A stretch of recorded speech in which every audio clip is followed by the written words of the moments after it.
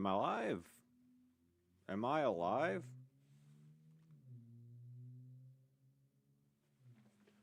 Oi. Oi.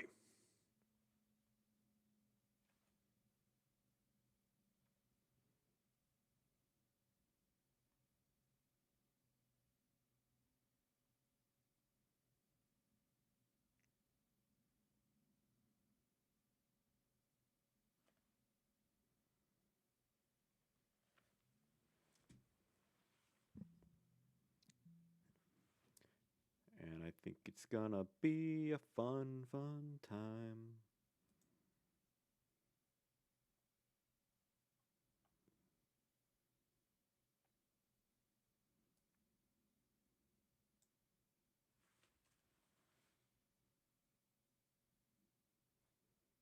Wow.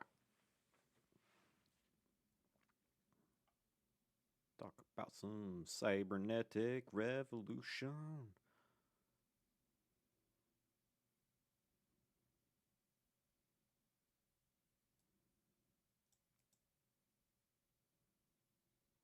Cybo mad.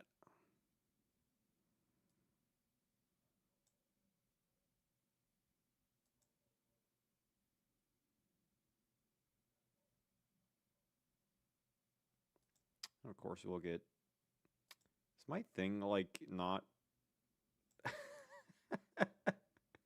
I'm like something looks off, and that would be it. Also, I don't have my my thingy thing. Yeah. I always forget about this thing. Boom. Witness. Witness the banner. Big banner boys. Any big banner boy? Any big banners boys in chat?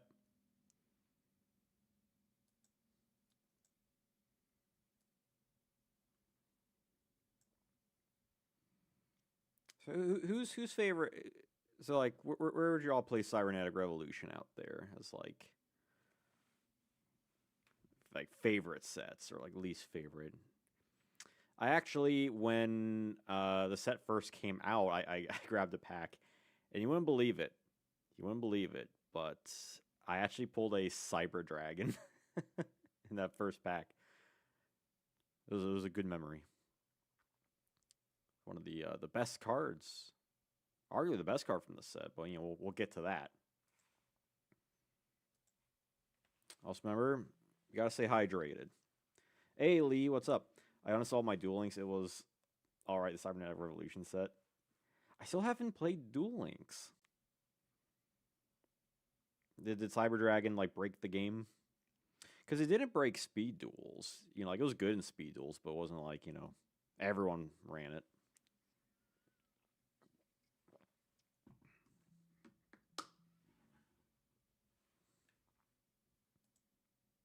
The Cybernetic Revolution, they got bored of it. It's fair enough. Can't keep the hype going forever. Unless it's the Janjo zone, in which you can keep the hype going forever. Because it's all about the hype. And do you know what's also really hype? The sponsor of this stream. Segway! Boop, boop, boop, boop, boop, boop, boop. Sponsor of this, I want to thank Tokyo Treat and Sakura Co. for sponsoring this lovely stream. Before we get started with all the Cybernetic Revolution talk, hey, History YGO, what's up? Fans of my OCG series? Thank you. A lot of people, apparently, because that's the only thing that people watch on my channel. But I'm very excited about these. It's a new April theme, and there's still time. I know it's a little later in the month. There's still time to get these. Look at these wonderful. Don't think about the box is gone in delivery, but this theme is Sakura Moonlight Festival. You get these cool little pictures, and I put these on my fridge. Like they're really pretty looking, and Sakura Co is a lot more of the traditional, Japanesey kind of things. You get a booklet. Whoa. And you get other things. You get a booklet that kind of tells you what everything is. You know, if you have any allergies, and also kind of gives you more ideas of the like the theme. Uh, you got Hirosaki Castle, Nakameguro, Meirama Park, and just like these are pretty. Like I really want to go to Japan and not just to pick up Yu-Gi-Oh cards, but you look at the stuff and you're like, man, this stuff is like legit, like real pretty. Hey, Liquid Drax, what's up? Welcome back. Yeah, more OCG content coming soon, by the way. This upcoming Sunday, a deck profile for was it Volume 3? See, now I gotta pick some of these I want to try. Sakura Mochi. Okay, any Mochi lovers? First time I tried Mochi, admittedly, I did not like it, but now I'm like really sold. Wafers, glasses. You know, let's just like it's full of crap. I can't I can't showcase everything because there's so much. Like, what is this? 'Cause last time we had some like wasabi crackers. Those things morted me. Ooh, this looks good. I see my favorite old school U monster side of Yugioh. Oh, you talking about the Blade Knight? Swift guy? Look at this. It smells delicious. Like, okay, admittedly, I have a very horrible sweet tooth, as in, it's my weakness. Mmm. Like a jam? It's a strawberry tartlet. Mmm. Carefully baked into a custard-infused crust to complement the sweet and tangy jam center. Like, I think jam is like really underrated. Like jam on a little like like toast or almond, that kind of stuff. Mmm.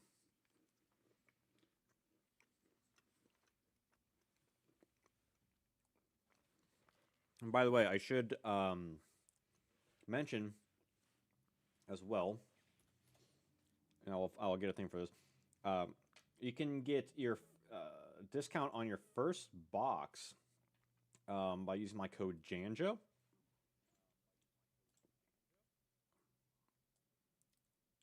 which also helps me out a little bit too. You know, if you want to, you know, give me a little boost. What? No, why did it paste that? I'm trying to paste the description. This is going as well as I expected it to.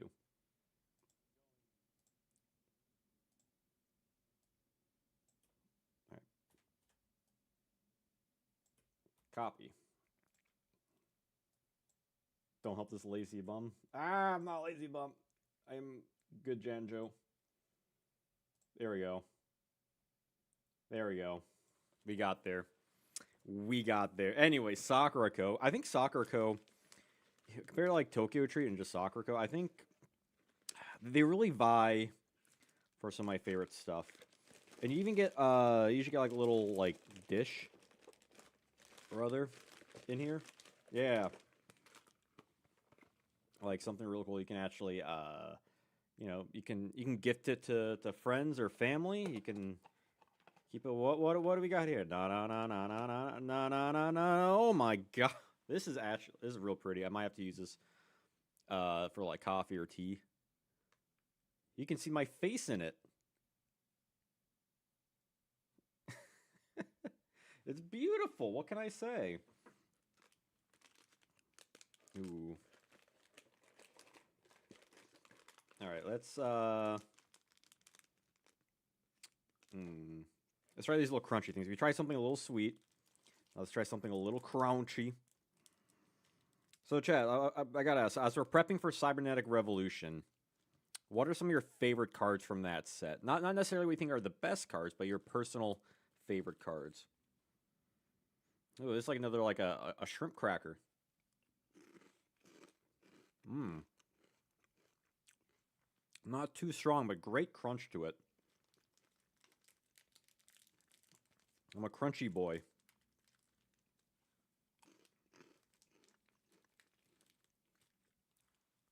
Mmm. Gotta say, for Cybernetic Revolution, I do like Drillroid. Steamroid's pretty underrated. Ooh. It's salty and shrimpy. The perfect kind of shrimp. Assault shrimp. Just don't assault the shrimp. But now we gotta check out the other box, because we gotta be thorough. We gotta be Janjo thorough. Also, we also got Doitsu in Cybernetic Revolution, right? Doitsu. Any Doitsu fans in chat? All right, then in Tokyo Treat, which is similar midnight Sakura night theme. We too get a little booklet in which we see all the cool stuff from it, in terms of like the thematics, things that you can expect from Japan going to it, as well as the food library, for common allergies. What exactly kind of are, if you want something sweet, something savory. You get a little playlist there. You get a little playlist. And this will definitely go on my fridge as well. It's great to get the fridges to look all like thematic. Ooh. Like, what is this? Like, look at this thing. It looks like a hubba tape. Janjo, you mentioned mochi mayo Filipino. Japanese mochi is good, and spicy bulldog and other spicy ramens. Mochi and ramen? Is that a thing? That sounds really good. There's a Filipino bakery kind of near me, and it's like the only one in town, and it is like my favorite place. Like the donuts they have there. Like they have these like pandan and ube filled donuts. Oh my gosh, I love those. So we got matcha latte Kit Kats. You like Kit Kats? I sure do. Oh, I actually do have like a matcha tea set. It's very good. I don't know if I've had bulldog. Is that kind of ramen? It's mixed it with cheese and green onions. It slaps. Interesting. Share it in my Discord. I'll have to try it. Ooh, it has like a slight mochi smell to it.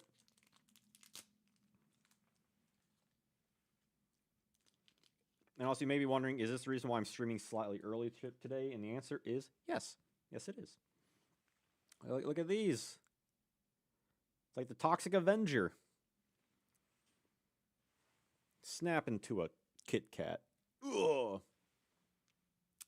There should be a link in the description. Oh. Oh.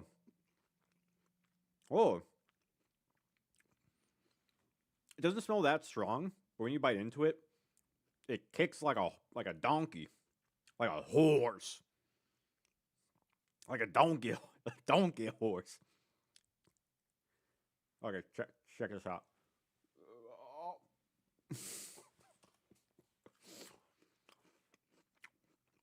I'm wearing this jacket so it's on theme with Cybernetic Revolution because it's silver and featurey. But gosh darn, I'm hot in it. As I usually am. Oh my gosh. I barely even looked into this. But you got potato rings?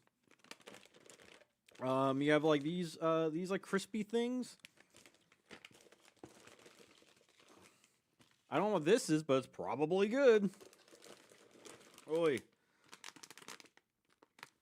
They give you a log. You get a log. Oh my gosh. What should I try? I don't know what to try. But you can definitely try this by using code Janjo to get a discount on your first box. Ooh, what is this? Some grape? A grape rope? Rope-a-dope? Alright, let's try grape rope. I've decided. Admittedly, I'm a little picky on my grape things, but this should be good. It's like unsheathing a katana.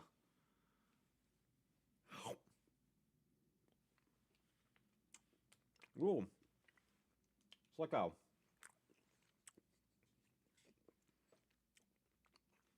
It's like a grape, like cream in it, like a cocktail.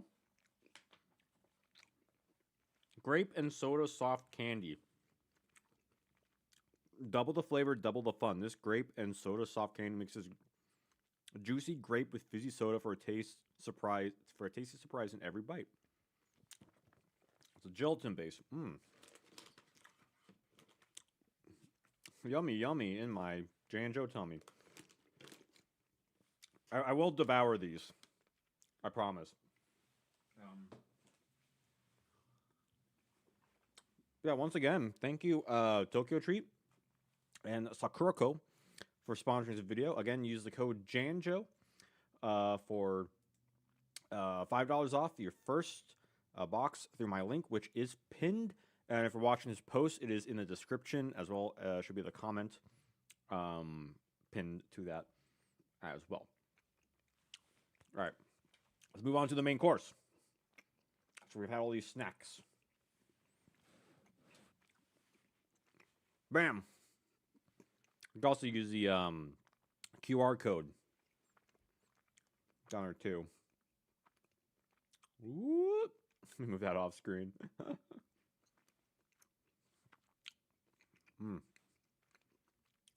So, as you can tell, Cyber Dragon's already. I did put a little disclaimer here that I feel like I say in every video. Tiers are general, not card by card. So, a card left or right of Cyber Dragon will not indicate that that is better or worse than Cyber Dragon here.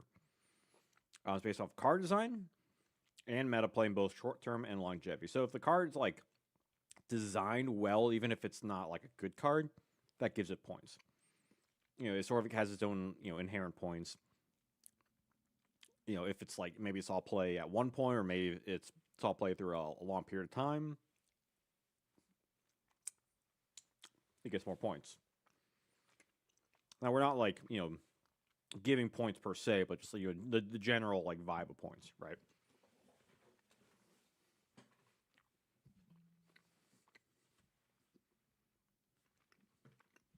All right, let's get this party started.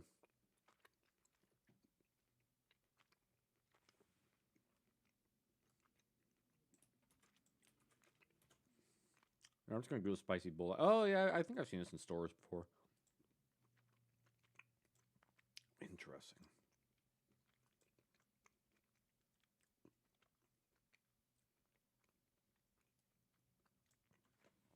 Okay. So I think from last time, maybe we save the heroes till the end.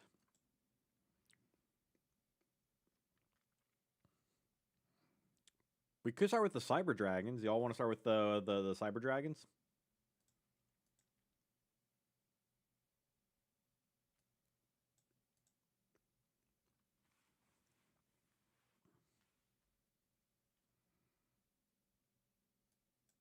Ah, let me do that. Stop.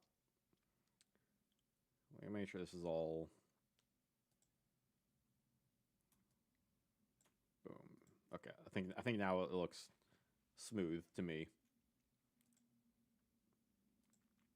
We start with the rival peers. Select one face-up monster on your opponent's side of the field. Special summon your hand. One monster has the same level as a selected monster. It's very specific. It is very specific. Like theoretically, you could get a benefit from it, right? If it's like a level 8 or anything with like a tribute. At the very least, you get a special summon. So like, it's nice that you don't have to like discard a card or like pay any sort of life points. But it seems a bit too specific for my liking. So I think I'll have to give. I'm thinking a D.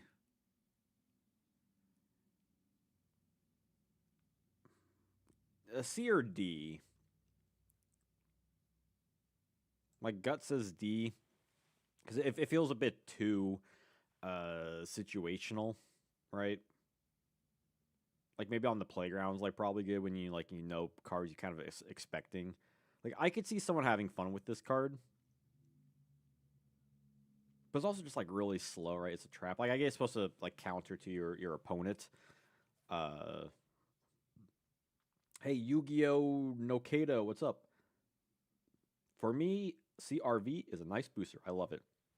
Yeah, no, it's a pretty like just from general looking at the set, it's it's fairly cool looking. So I'm excited to like talk about like every card from this set. So I'm glad you could join for this. Do the machines. All right, let's settle on this rival appears.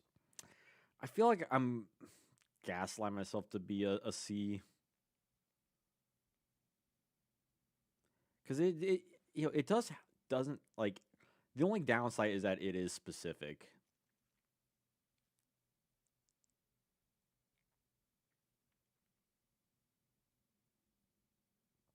But like, are you ever really gonna like play this over something else that just like gets something out? Probably not.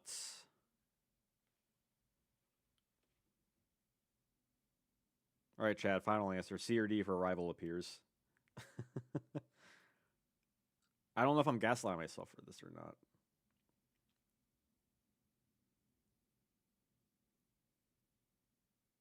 D probably. Okay. Yeah, we can jump to the machines like BES Crystal Core. Put 3 counters when you normal summon it. It is a 1 tribute. Cannot be destroyed by battle. That's good. If it battles a monster, remove 1 counter at the end of damage step. And then without a counter, it dies. That's bad. But it essentially gets 3 free attacks theoretically. Although it's only when it like battle, so it's like you're not doing anything against anything that's stronger than it. You can change one face up attack position monster to face up defense position. Okay, so that's theoretically you could get around some things as long as defense isn't 21 points or higher. But like your opponent can just kind of ram things into it as well, and the thing will just kind of die after like a 4th attack.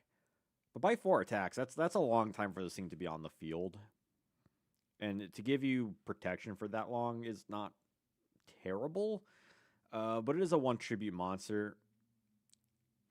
And you're only getting benefit with like 2100 attack. So, yeah, I feel like you're not really going to want to play this in. It's a level 5 water monster.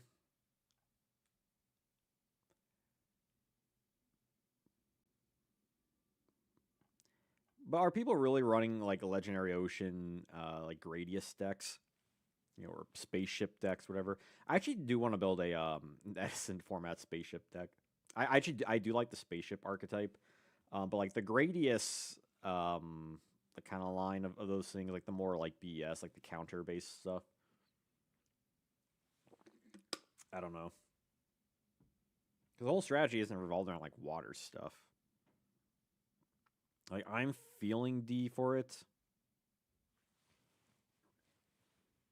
Because like you can just play a better boss monster. C, I don't know. Like most likely the deck you're playing this in, you're going to be tributing for it, right?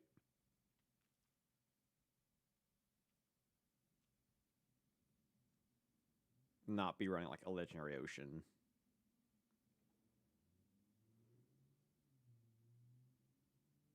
Do people play this in like modern Gradius decks?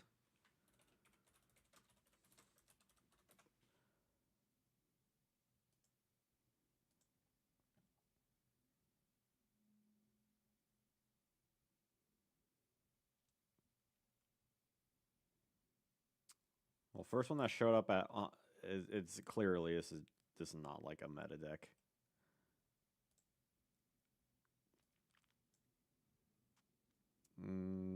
Sure. I'm not gonna argue about freaking Crystal Core too much. I know there's a lot of like BS like that Gradius kind of sports stuff. Cyber Dragon I already threw an S here because I don't think there's any complaints. I was a little curious on what everyone thought about Cyber End Dragon. If it's like S or A. My gut's thinking A tier. Because if you ask me, Twin is S tier.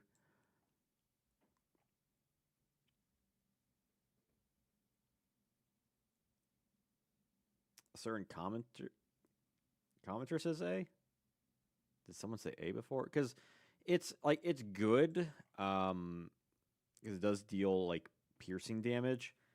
But you do need like fusion summon it out. It's Master of Oz and Blue Eyes Ultimate are technically better. From last stream, I don't remember this. I have the memory of a guppy. Hey, Chaos Prime, for watching. Hello. But yeah, I kind of agree with the A. I do think Twin is S just because Twin, it can do like OTKs, which is insane. And it's you see people like try and get this guy out, like for sure, like for kind of a while.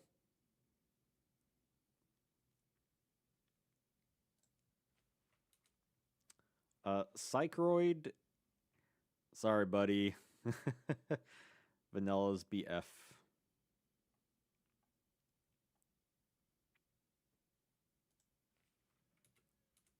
The Dark Catapulter. Jaden used this card. The only because mono support. I don't. I think just because it has support, like technically, doesn't mean it's not trash. You know what I mean? Like who was? I think it was. Turn off that.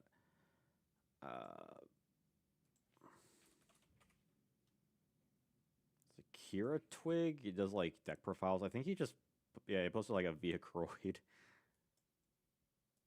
deck profile like today or a day ago. Shouts to Kira Twig. Yeah, like you're never running like the generic, like the vanillas.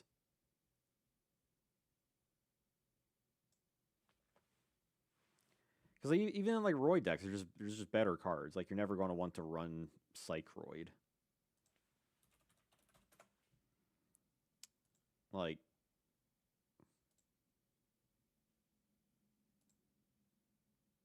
you're not running Parapsychroid. And if you are, you can fusion someone without using normal Psychroid.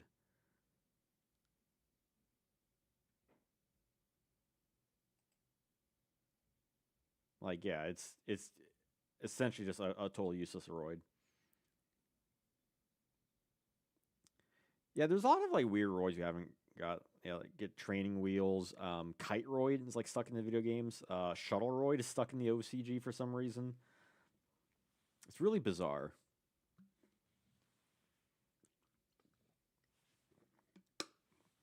By the way, because I haven't mentioned it yet, at least in this stream, but I have a little goal down there as well. For an OCG anti-meta win deck profile, just $30.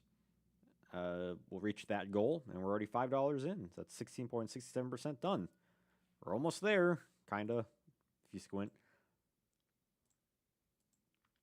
Yeah. So Dark Catapulter. During your standby phase, if it's in defense position, so that's really slow because it's not face down. Put a counter on it. Remove from play a number of cards in your graveyard. You can number counters on this card. Destroy number of spell or traps on the field. They remove all counters. This seems pretty bad. Also, really cool art. I do like the GX art. Hey, PJ, what's up? Jerry Beans Man better be S here. Well, we'll go to Jerry Beans Man. Maybe we'll save Jerry Beans Man for last.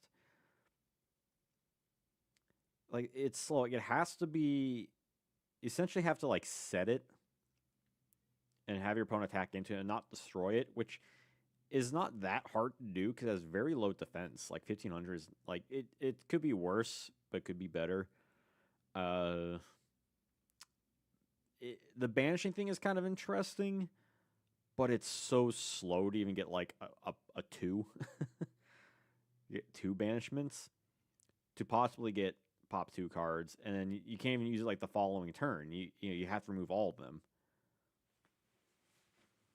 And this is all for just back row removal. It's not. I think it'd be one thing if it was just popping a monster, or like popping any card your opponent controls, because at least then it's like, okay, it's slow. You have to banish a thing. It loses like.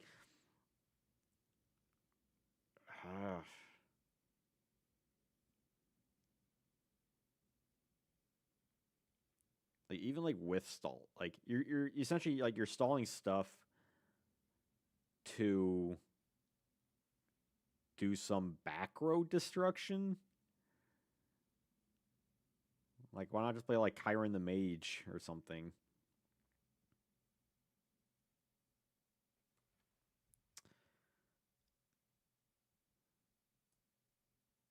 Or I'll give it a D. I could always be tempted to give it an F.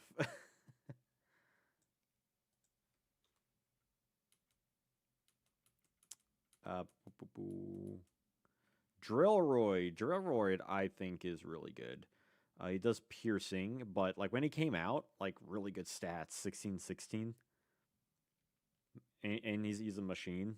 Yeah, no, I would agree with that. I think he is an A tier. Uh, this should be a machine. Maybe it was a translation thing. Gyroid. Once per turn, if it's destroyed by battle, it is not destroyed. I always find that like one of my I always find that one of the funniest wordings. When it would be destroyed, it is not. It's just like actually, it's like if a card just said like it's like if Solemn Judgment just said, "Hey, if your opponent activates, whatever, no," or a Mirror Force says, "No, you." Like this feels like a C tier card. A woof woof doggo. I like the doggos. Meta Slave enters chat. Konami deserves all my money. Shining cards, happiness. Do you know who else deserves all your money? This guy. If you want to see an OCG anti-meta deck win profile, gold down below. Hope you're doing well. Hope you're having fun. Yes, Konami has received a lot of our money for sure. Potentially too much money, but that's why we're here, because we all love Yu-Gi-Oh! To some degree. For me, Gyro is a C tier. It's nothing like inherently bad. It technically is slightly annoying to destroy, but there's nothing like inherently wrong about it. Infernal Reckless Summoning can make 3. When is Infernal Reckless Summoning gonna be like broken, right? Like I feel like there's gotta be a card at some point that just opens the floodgates to like a tier 1 meta strategy. Supercharge. Honestly, Supercharge is such a crazy card. Uh, like, cause I built a Roy deck, like an online Roy deck, not like in paper, for perfect circle format, and just like Supercharge is like it's what it's. I mean, it's what gets the deck going, really. But it's really cool. I mean, I guess are you arguing that it's a B? Because for me, it's like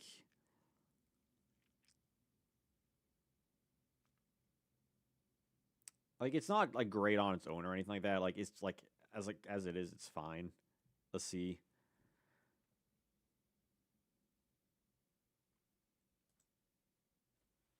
Yeah, that's basically what I mean. Like it's like on its own merits is like it's fine.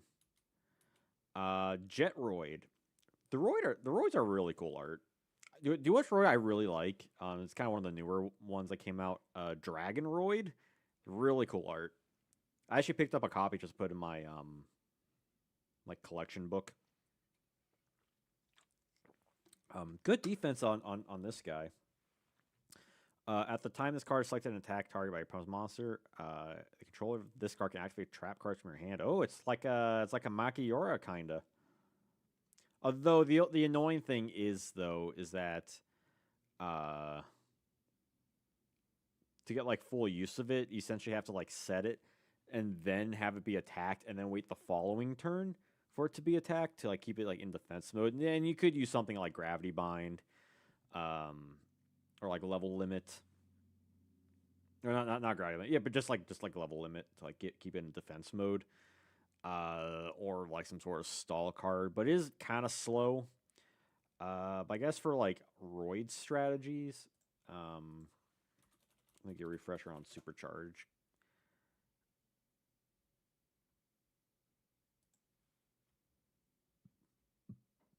Like you can just get an insta draw too,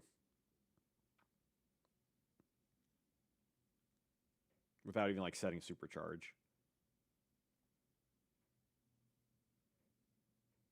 Yeah, it seems like it's. I could see it work well in conjunction to like a roid deck,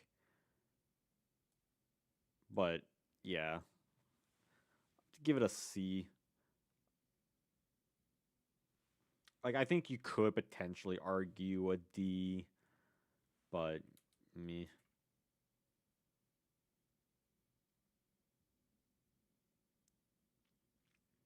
Yes, but Jade Knight and Treeborn Frog not in this set. Mechanical Hound. We have no cards in your hand. Your opponent cannot activate spell cards. Is this thing 2 tributes?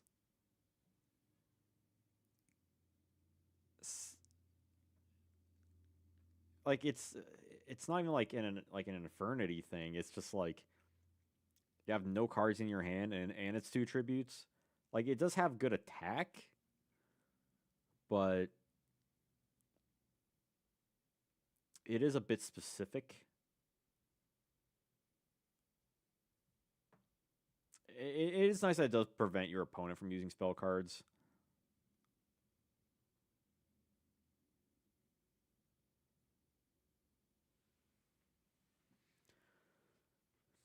I mean, you could argue like anything with a high. I think can be get out with like monster gate reasoning. That's kind of the thing. Also, there's like a thing on my mic. Like it's not an F. It's a C or D. I think I'm thinking C. Just because it's not inherently bad on its own. It just yeah, no card in your hand kind of sucks, but at least it has high attack, and you could theoretically get it off if you have like the right deck around it. Like, it could be worse. Miracle. Let's keep the machines. Patroid. Patroid. I think it's supposed to be Patroid, like patrol. Petroleum. Pick up and look at one second your opponent's side of the field and return to your position. You can only activate this once per turn. Oh, that's really bad. I mean, it's neat, right? You can just like look at a card, but just to have this guy out just to do that, which you're essentially just saying, hey, here's just like a 1200 vanilla monster. I'm gonna say D.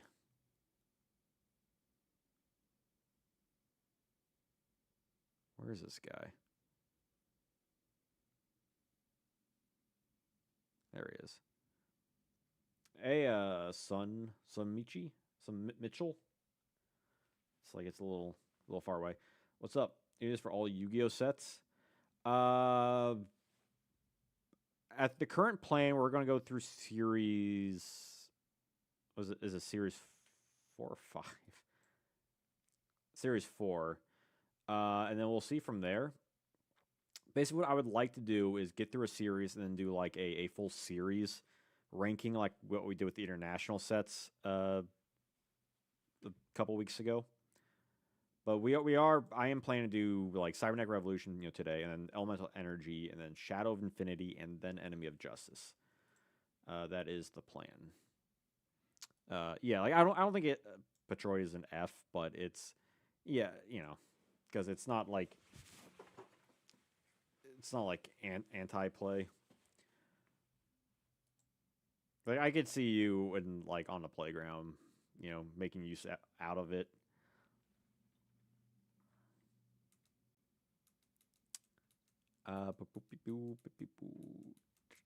Is that Steam Gyroid? I think Steam Gyroid is like okay. Love these kind of videos. There was a YouTuber TCG Theory was doing this, but stopped at Light of Destruction. Yeah, I think I've seen some of their things before. we did stop after a while. We did Flaming Eternity. So like if you go back like on my live streams, they're kind of like you have to like scroll down to get to those. Um, but you know, it's good stream juice. Yeah, I think the only one we need to talk about is Steamroid. I think Steamroid is like a bit underrated. Like on release, people did play him, but not like that much. But people still did play him. Increase 500 attack when he attacks a monster. If he's attacked, then he loses 500. But he has like for attack and defense for a 4-star, it's like really good. 18-18. Like for me, this is a B. I don't think it's an A because Droid is essentially just the better card. So I think that fits being like Jewelroid the better card and the worst card being in B tier. Because I do like Steamroid. It can get over like a lot of stuff. But obviously, problem is your opponent attacking, but you know that's the nature of the business. Semi Gyroid, I believe this card is like okay. In terms of like a meta target, that's a machine, so it also works with like a limiter removal.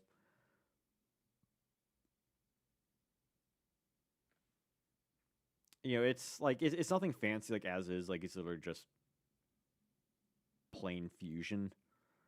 And I think historically we've given those things C tiers because like by itself it's like fairly blah, but it does have synergy with machine related stuff, which is inherently good. Yeah, Marie Senshi is good, but like if if you're running like a machine OTK deck, like you might want to get this guy out, right? But as it is, it's pretty like unimpressive,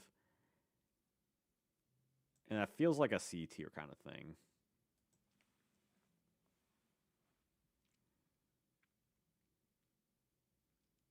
Like in theory, it can be good, but it's only because of like its typing and level. Just like general stat stuff, right? UF Roid. I always thought this card was kind of neat. When destroy a battle, you can special summon one machine type monster, so it's a machine recruiter. The problem is that it's a level 6. It really should have been a 4. Like why is it? But it does have a funny like loop with like UFO turtle and Nova Summoner, where they daisy chain into each other. A Shining Angel, yeah, this like conga line.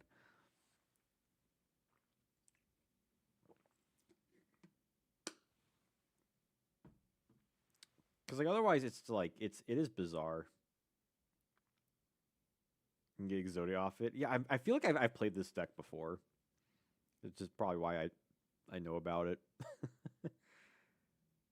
Not that it's a good deck, but it's silly.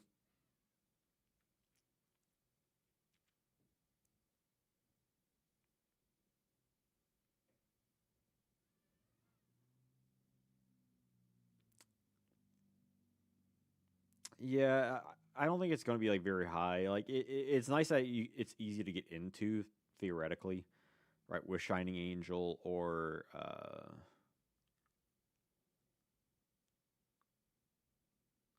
UFO Turtle. Is UFO Turtle fire machines? I'm having a mind fart. Fire. Yeah, mind fart. It's like it's cool I can get into that stuff. I'm I'm thinking where is it? I'm thinking C only because like it feels like the use of like you're going to get out of it is to either get into something or get like something into this, and it does like search, get something out, which is like pretty unique. Do you see the volcanic deck list for PC format? I want to play second and one talent locals. Is that one that you posted in the Discord? Or is this another one? Oh, get over here.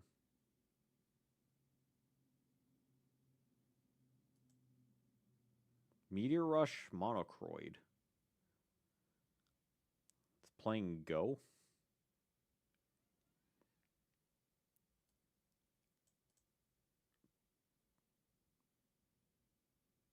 During the battle phase, if 5 or more attacks have been declared this turn, quick effect, you special summon this card from your hand, but you can only do it once per turn. If it battles, you gain 1,000 attack for each attack declared this turn. That's bizarre. But yeah, I'm feeling UFO Roid's a C. Like, the only annoying thing is, like, the level, but, like, otherwise, it's good effect. UFO Roid Fighter. You have to use it with the materials, and it's not even strong for modern, but you can do it. I mean, I'm sure it's one of those, like, fun little gimmicky, like, meme things. Yeah, I'm seeing all, like, the volcanic stuff. I never really played volcanics. I played against a guy in, like, Speed Duel once, like, in a tournament he was playing volcanics. But I'm happy to see more, like, PC love, for sure. And that's why I made that PC video a while back. PC format is about to explode. Let's see. The original attack and defense of this card comes equal to the combined attack of the 2 fusion materials used. So it's 1,200 plus whatever else you use. So theoretically, it's gonna be like, you know, upwards of 3K. Hey, Lead Lover, what's up? Welcome to the Janjo zone.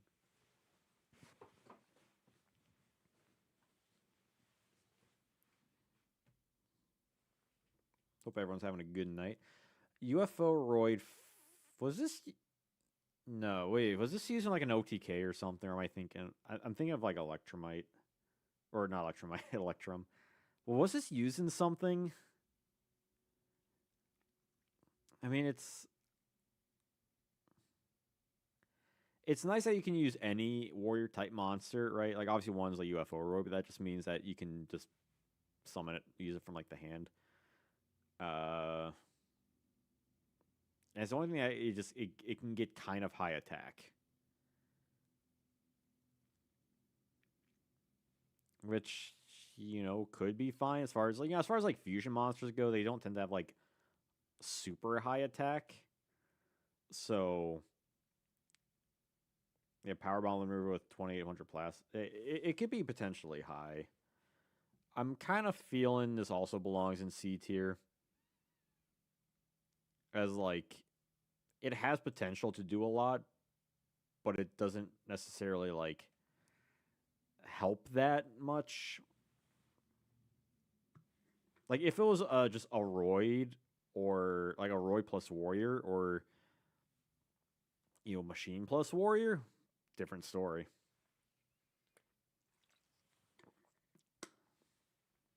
I'm a little worried what's going to be considered B tiers. There's a lot of like lower tier stuff. I guess with these 60 card sets, that's kind of how the cookie crumbles. Rottweiler. When this card is destroyed by result of battle and sent to the graveyard, add from your GY to your HY one card that includes E hero in its name and 1 polymerization. Ooh, it adds 2 cards. Not terrible. I think, in my opinion, the tier 1 decks in PC format are PC Monarch, Baboon Burn, Zombie DDT, and possibly Volcanic. I mean, Volcanic has been seeing a lot more play. Excuse me. So, like, I could definitely see that potentially. Just finish Adventure 2. I still prefer 1. I'm sorry, Sonic Heroes. Heroes was fun. There's a shame we might not ever see, like, a new port of that, because something with, like, the renderer engine. But I think Heroes, like it's not like it plays like Sonic Adventure, but it's streamlined more like a classic Sonic game, which is cool. Really good music. Yeah, I mean, Rottweiler isn't bad. It like yeah, you play us in a hero in an E hero deck obviously, but it does like add two cards upon its destruction, which is like pretty decent. Like I asked Lover, did you get like how much of do you just beat the story or do you do like the extra like missions and Chow Guard and all that stuff? Like I could argue Rottweiler is a B just based off like the card's like own merits. But I guess like the problem is that you do need two things like in the graveyard already. If you don't have that, it's already just kind of like sitting there.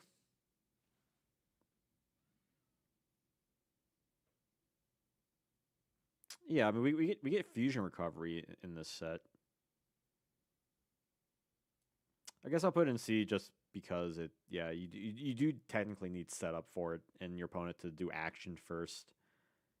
Grab the extra missions to be honest. I think the extra missions are fun to watch, but playing them can be kind of cumbersome.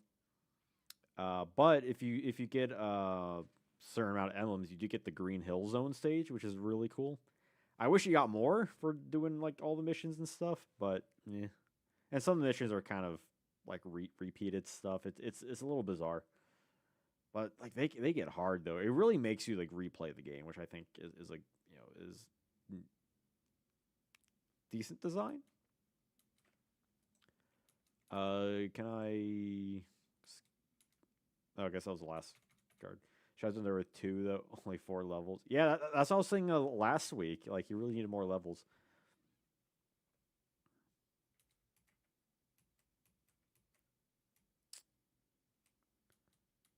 Ooh, okay, what do we think about the spiritual arts? Uh, Water, I think, is the best one. You actually see these in like the occasional like water deck. Like it's essentially just uh a, a forceful sentry or confiscation, which is one that discards, and you use it on like a treeborn frog, and they get it back. Like I think this is a B. I think water art is B tier. Oh yeah, if it wasn't in water decks, but that's the limitation. You think it's A? I could I could be convinced.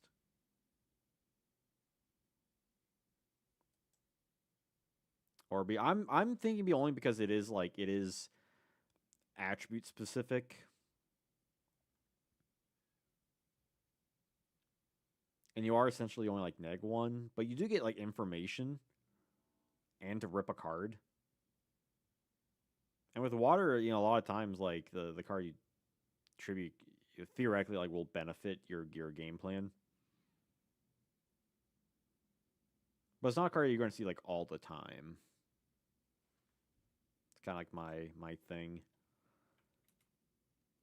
And when just bounces a card to the bottom of the deck, which isn't terrible. Fire, uh, it's like a ring of destruction. I think fire might be the second best one. Earth special summons low level Earth from the graveyard.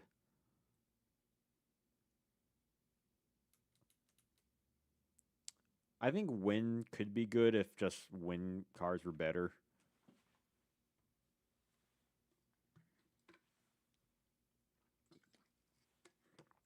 Don't underrate Kuragane. I mean, I don't think I've ever seen a deck like mess around with Earth art. Like I think fire art, I'll say is a comfy C because it's good, but fire is bad. It's good, fire bad. You heard it here, fire bad. Because I definitely think water's the best one. Like I don't think any of these are bad. Like I wouldn't argue just putting all these like here because like as they are, they're good effects. Is just attributes are kind of what they are. especially how like certain builds, especially by like the GX era, just how decks kind of are built. Black Terra. Black Terra.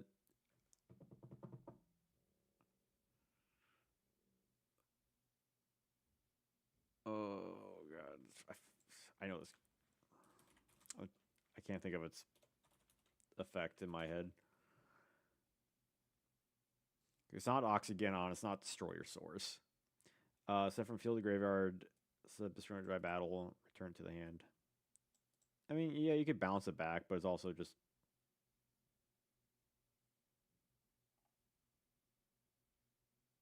I guess it's like it's its own sort of. But that's win though.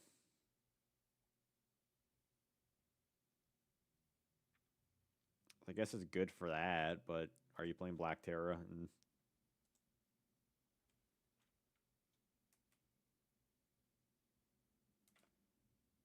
because Black Terra is a win type or attribute.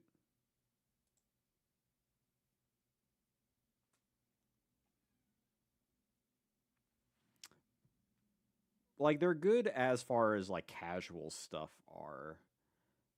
In terms of like attribute based strategies, that's kind of the problem with these cards, is that they kind of require you to play like attribute strategies that aren't like maybe like Earth. You might see a little bit, just based off of yeah, you see like rat box decks. Blech. Apologize if that was loud. Stay hydrated. And also, make sure to eat once in a while, or get treats with the Tokyo treat box. Yeah, but I do think basically if I would bump these up to B if we bumped water to A. That's essentially the thing, because water is just as like an attribute strategy, um, generally better.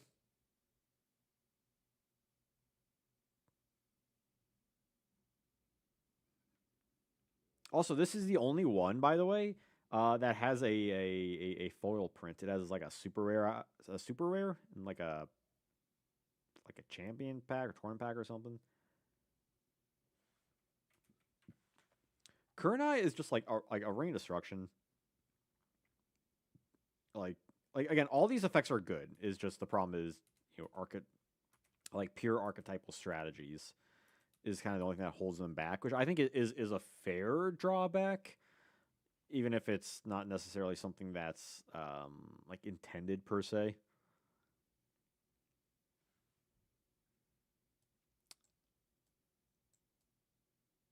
Like I could live with something like this, right? Bumping this up to A and then these, because again, like as the effects are, they're all really good for like tributing something.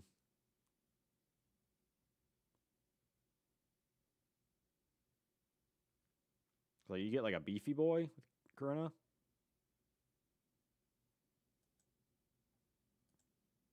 Like Ring's limited, like Ring was limited for a long time. Because if you're doing like a burn strategy, I think even just having something that can inflict like potentially, 1 to 2K damage in like reaction to something is like it can be strong. Yeah, you see Aoi sometimes playing like frog decks and stuff. Yeah, I think this is fine. Soitsu. I think with Soitsu we have to look at, was it Doitsu? Because they would kind of go hand in hand. Yeah, Doitsu. These guys are so fun. I kind of wish we got more of these guys. Like of these like specific like union stuff. I don't mean like with like the A disposal thing. Um, though Doitsu and Soitsu should go together because that's how they're designed. See, is a union for Soitsu. Increase attack by 2,500 points, so it's basically like Koitsu. And So Soitsu, I guess the nice thing with Soitsu is that you don't need to tribute, which is really good. Unlike Aitsu, which kind of the only way to get that thing out is, typically speaking, with like UFO Turtle, and same thing with Koitsu. And then Doitsu is also low level, which is nice. It is technically an improvement from what came before, even though I think Koitsu ups by was a 3K. So like it's not. I mean, still 25 is a lot. But that said, I think Alex has put them in D. Like, it's not inherently bad. It technically is an improvement of like an old card design, but still not good.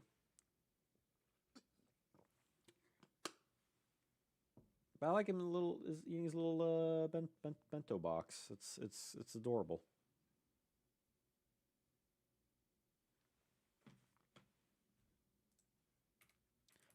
But we can do like frogs. We do frogs next. Let's start with tadpole. I think that was called.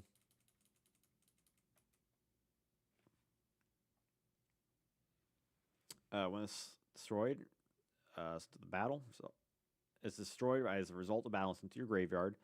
You can add any tadpoles from your deck to your hand and shuffle your deck. So it's not as good as like a Nimble Manga kind of thing because it just adds to your hand. But it does potentially two things out, which isn't bad. It's a weak level 1 0 attack 0 defense aqua. That's kind of all it does. Doesn't even give you any other advantage like life points or burn damage. So I'm feeling it's a C. It doesn't necessarily do anything, but does give you like a net positive in certain ways.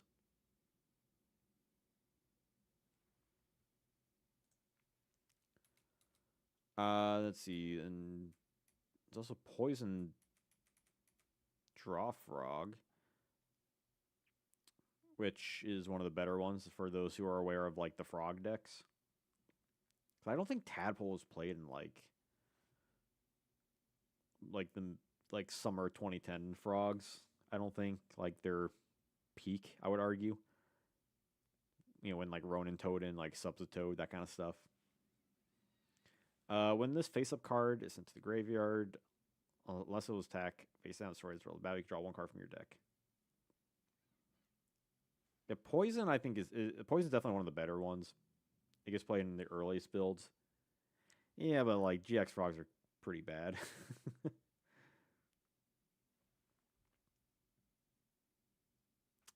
I was thinking B, but I could see A just because you do see it played in those like broken frog decks. Yeah, frog FTK is real. Let's see, Death Frog, one tribute. When a tribute summon successfully, you can special summon Death Frogs from your hand or deck and tables in your graveyard.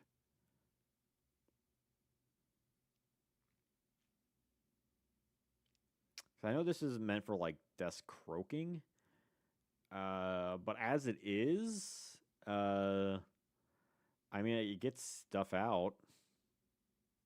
One tree for 1900. 0 defense is pretty bad.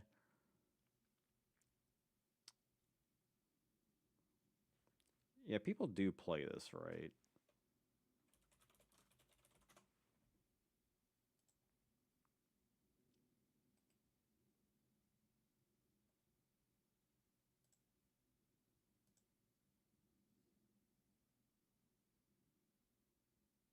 Yeah, people do play in Forgs.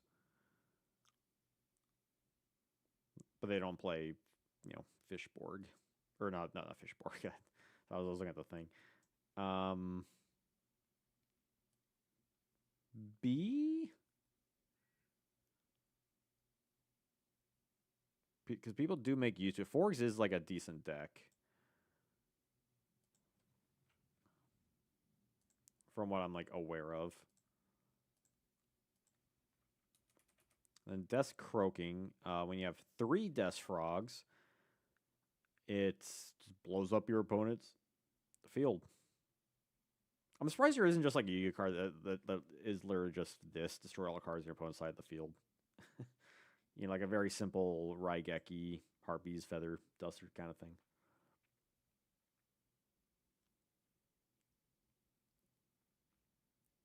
Is Death Croaking a side card?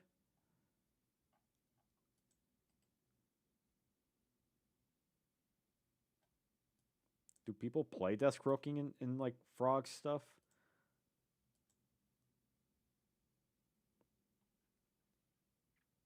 I mean, I guess like with Death Frog's effect, like you are aiming for like this card, and it is technically a good effect, right? It destroys everything they have.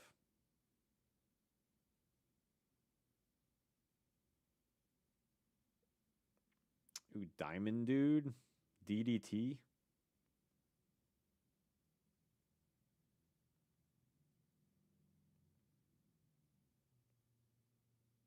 Giga Geki.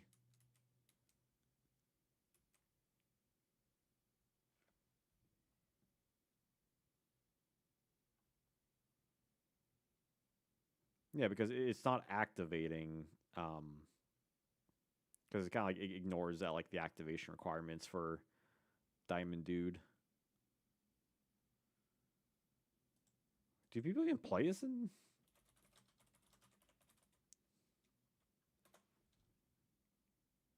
Like Diamond Dude Tournament? Or am I just insane? Doesn't look like it. But then, like, why aren't people playing this? And because I guess it doesn't do anything like by itself. Like, you have to get off of Diamond Dude. You can use this even if Death Frog is equipped with Sea Lancer. Sea Lancer, the Gemini. No, I'm thinking of Gemini Lancer, I think. Sea Lancer. I don't think I've ever seen this card. It equips banished fish, sea serpent, and aqua monsters to it.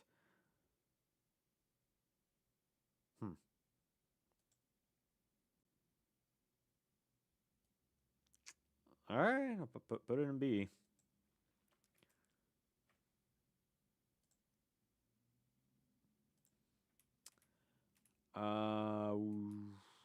We can do like some of the other cyber stuff, like cyber Archfiend, cool looking dude. Good defense. I mean, he's a defender. Cool art. Beginning of your draw phase, you have no cards in your hand. Draw one more card. For your end phase, if you have one or more card in your hand, destroy this card. It didn't need that secondary thing. It'd be way better if it just had that first effect. Even though it is really slow. I mean, it does have Archfiend support.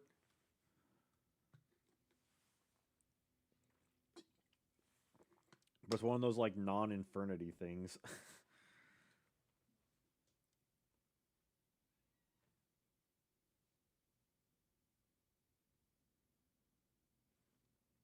Like it's cool you get like another draw. And you essentially have to like keep using stuff like on the field. So it has like an interesting strategy involved with it. I could see C.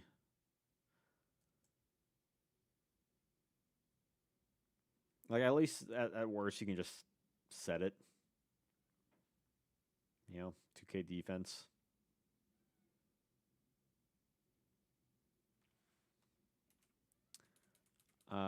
Cybernetic Cyclopean.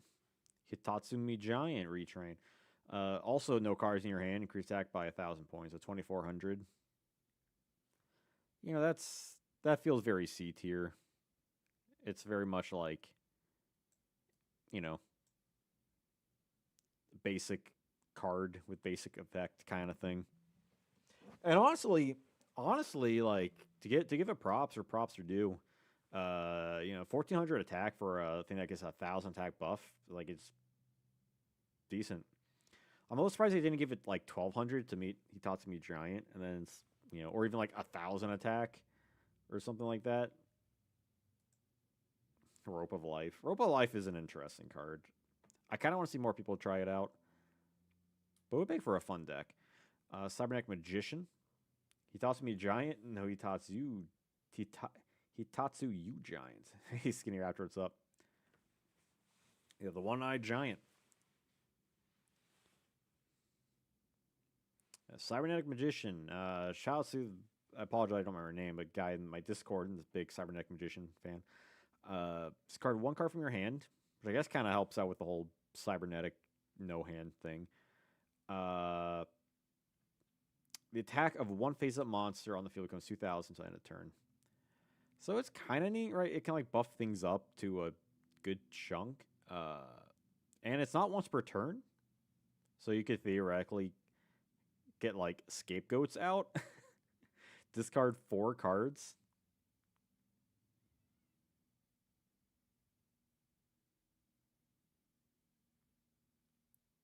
And also, I'm just reading it. You can also use it on your opponent's cards too, to potentially reduce attack. Yeah, I mean it's not a quick effect, so you can only use it. Use like a serpent thing, like the once thing. But theoretically, once per turn, it gets something else also bumped up. While Cybernetic Magician has decent attack with a 1 tribute. I want to say this was a card that some people tried out like early on, but it didn't really go anywhere. Like it was a little hyped up, like on release, but not much came from it. Like cool art.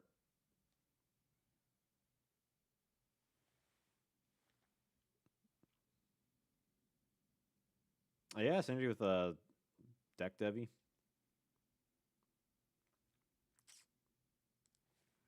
I could argue B. It sucks that debuffing isn't all a popular mechanic. Yeah, I mean, again, like it's nice that you have the option to do so at least, even if you may never use it. Like it's not a drawback per se. I mean, there are like decks that have like passive debuffing like type of stuff. I was just watching because this was probably one of my favorite matches. It was YCS Milan 2018. It was like the Prank Kids versus Thunder Dragons, and one of the Prank Kids cards, what's used for like fusion decreases like attack. Yeah, I think Cybernetic Magician, he doesn't like inherently have like I can see him be played way more than like any of these cards. Is kind of my thing. So I think Barely B is like probably a good assessment. I think that's for all the cybernetic stuff. It's a Monarch in all but name. Yeah, similar stats. We did rival peers. Batteryman C. So we talked about some Batteryman stuff last time. I really liked the spell card. If all Batteryman C's on your field are in attack position, increase their attack by 500 for each C. So the original Batteryman, he got like really strong if you had like all of them, right? And this one just kind of like buffs that up even more. If all Batteryman C's are inside the field in defense position, increases defense. So like for Batteryman C, you get up to 1,500. So you would get like if Infernal Reckless Summoning. God, if this thing was a machine, you could use machine dupe on it.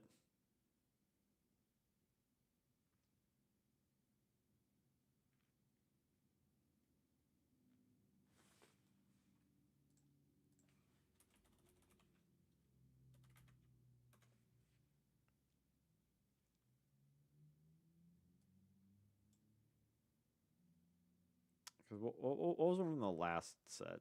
Was it?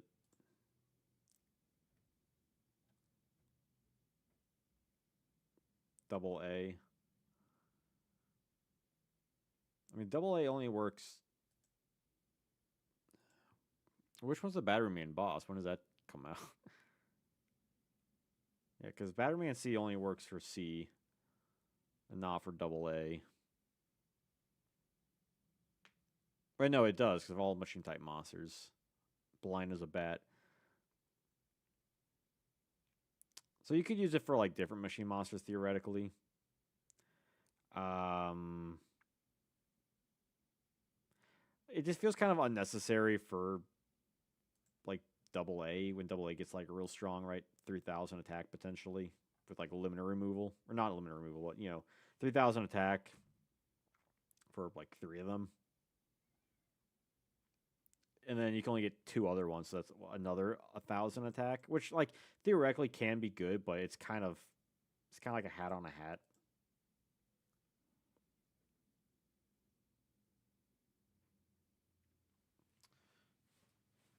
Yeah, we'll get to Enemy of Justice. Yeah, that's the last set. So theoretically in 3 weeks.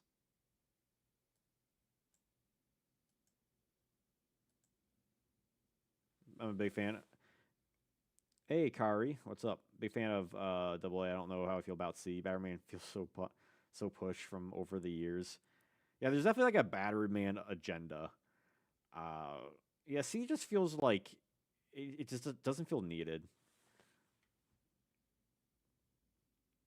I could see C. It's not bad, but what we're trying to do for it is kind of like counterproductive for just other better cards. Oh, nice. Momo from the server. Like I could see an argument for C, but I think because we already have the existence of double A, right, which is clearly what this is intended to like complement. I think we start seeing like the issue that it's like why this card? Like it starts to question its own existence.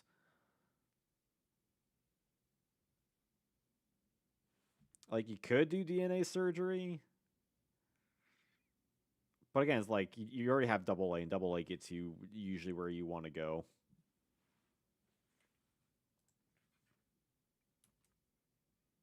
We'll save that. Conscription. The top card of There's One Reason to Play C.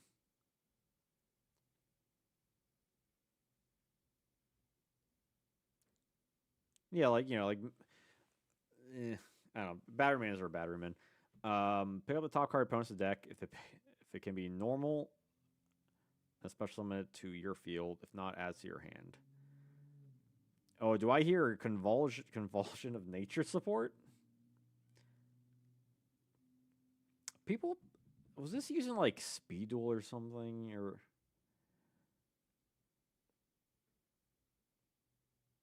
I mean, there are ways to like make use of this, and I'm talking about Mystical Knight of Jackal, baby.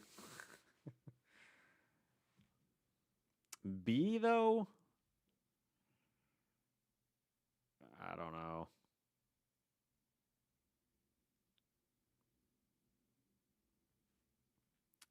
Like it technically doesn't cost anything to use.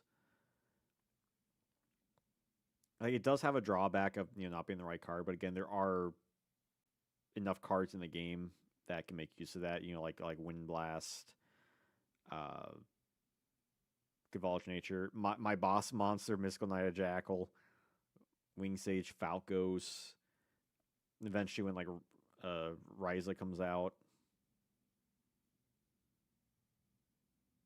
Like honestly, I'm surprised people don't like tech one of these in like PC Monarchs. With how that deck kind of operates. Because like it can be a high level monster too. But that said, though, it is very like specific on the rest of your deck. Because otherwise, it's essentially like a random card. The backfire is just really annoying. Like I'm defaultly thinking C.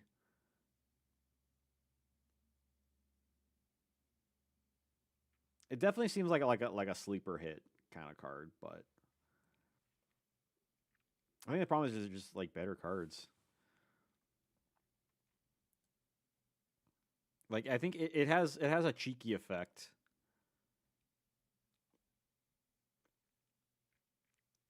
But it definitely needs other things to like help facilitate it. And that's kind of how I feel like about some of these other cards in C tier, right? Like they're better with when other cards prop them up. Boopy boopy boopy boopy boop boop boop. This is the Janjo zone. Okay, DDM. Different Dimension Master. I think this guy is decent. I think, right? Discard a spell card from your hands, put it on one of your banished monsters. You can only use it once per turn during your main phase. I would assume so. Uh, yeah, because this guy saw play, but my brain's missing in what was it? Just like macro decks. DDT. Yeah, because you're playing so many spell cards, and you can get something like back.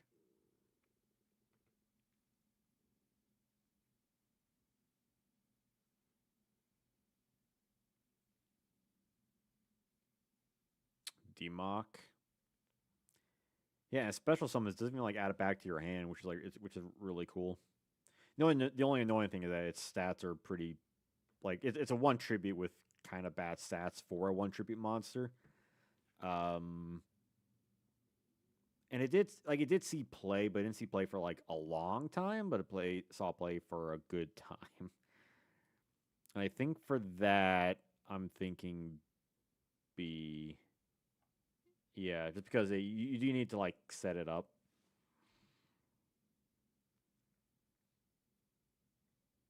but still not a bad card. High B, or how about a high C because it's good for your health. I don't know if I see works well on what it works well on. Yeah, it works well for that, but not much else. DD Trap Hole, fun card. Look at the friggin' Moki. Look at that. Let's see, DD Trap Hole. Your opponent sets a monster in defense position. It destroys and removes from play a set monster and one monster on your side of the field. Interesting. So it's like a weird acid trap hole. But it doesn't care about their defense, which is good. And theoretically, you're playing like a DD stuff. So you're playing something like like Survivor. It's fine with it. But that said, maybe we better if it just didn't uh, banish your monster too. Like I kind of wish it was just when they set a monster, you just banish it. But I see why there's a drawback. Yeah, maybe because it's just like there's no other like negative with it. I don't think this is an F tier. No, I don't think it's F tier. Survivor Scout Plane. Like you could do stuff with it. It is specific on like what it destroys, and also like your own monster is not great. I'm thinking C. Like I could see an argument to play it. D, it is removal.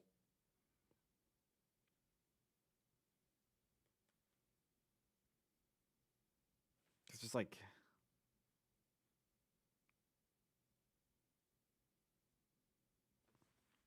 Wild Heart. I, yeah, I guess it wouldn't destroy Wild Heart.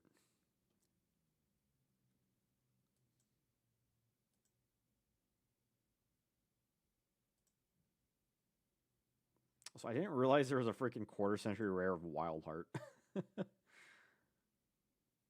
That's and every print before the quarter century bananas are all just commons. That feels like a crime. They should have been like a super rare. Okay. Um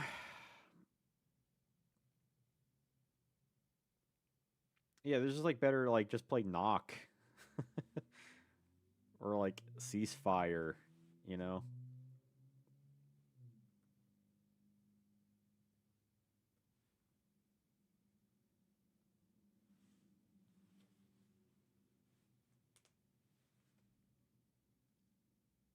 Like it feels like a C tier. It's yeah, it's usable, but it has some drawbacks.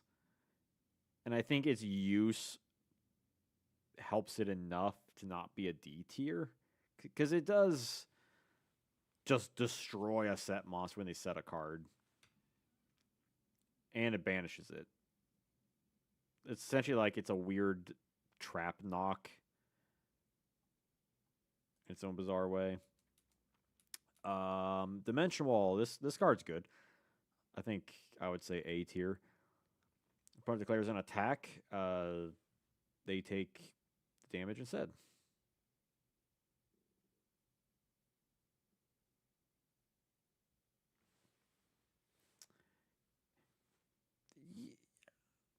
I don't. Yeah, I feel like the tiers are kind of like they're a little amorphous in a sense. Yeah, Dimension Wall is like a really good card.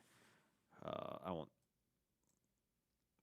Basically, S is essentially like yeah, it does it like kind of define an era of Yu-Gi-Oh, and A is like this card is like really good, sees a lot of play.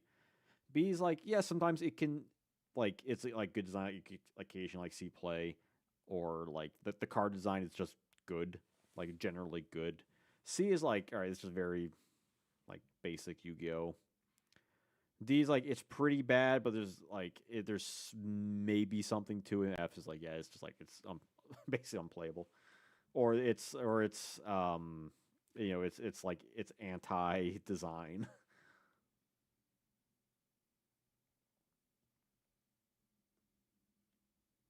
Magic Cylinder is a complicated card. Dragon's Mirror, I would argue, also A tier. Banishes monsters on your field or graveyard to summon a Dragon type fusion monster. Like kind of a crazy dragon poly. You know, Dragon Turbo loves this card. And you still might see in like yeah, like on release, because like we didn't have five-headed dragon quite yet.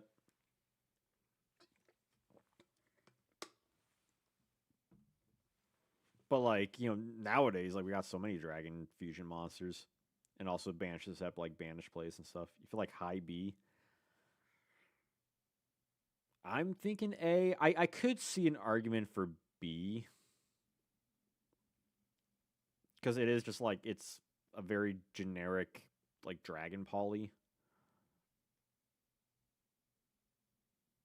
that works from like it's not it's from a field or grave too. It's not just like field or like it's not just one or the other, right? It's like it's from either or, which is also really good.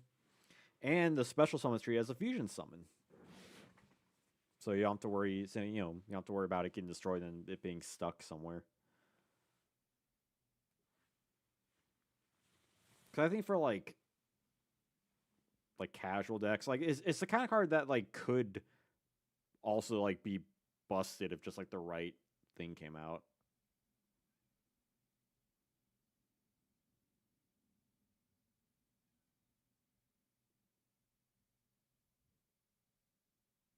Like it's not yeah, it's not the most busted card, but it is like generally like really good.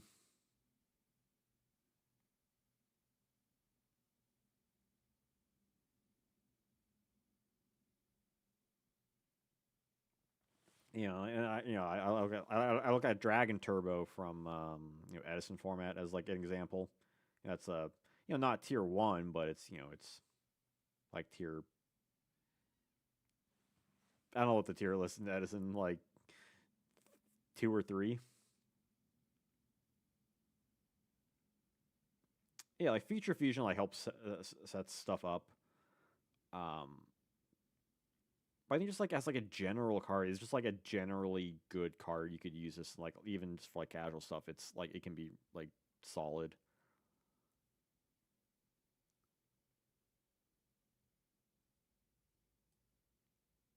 Like I think it's I would argue it's A.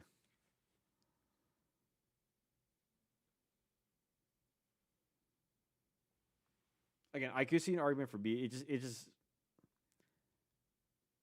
it's the kind of card that I feel like it stands the test of time for its ability. and I think we'll continue to see that with it. And that's why I would want to put it in A.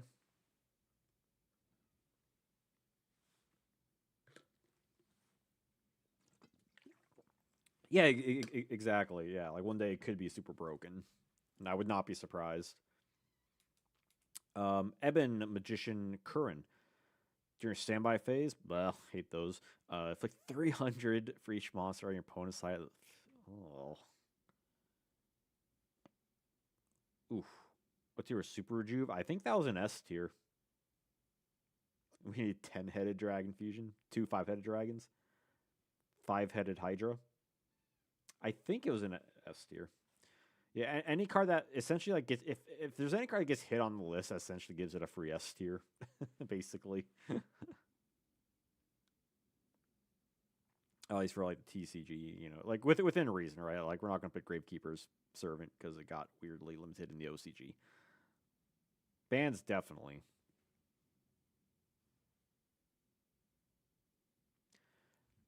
This might be F. It's a weird level 2. No defense. For what?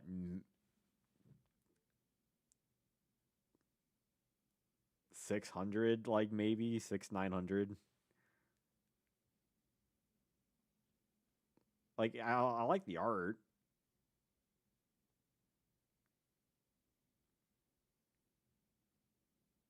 It's just this just feels like really bad. Like yeah, like even like Ojama Trio is like but you're not inflicting that much damage, and you gotta wait to your standby phase.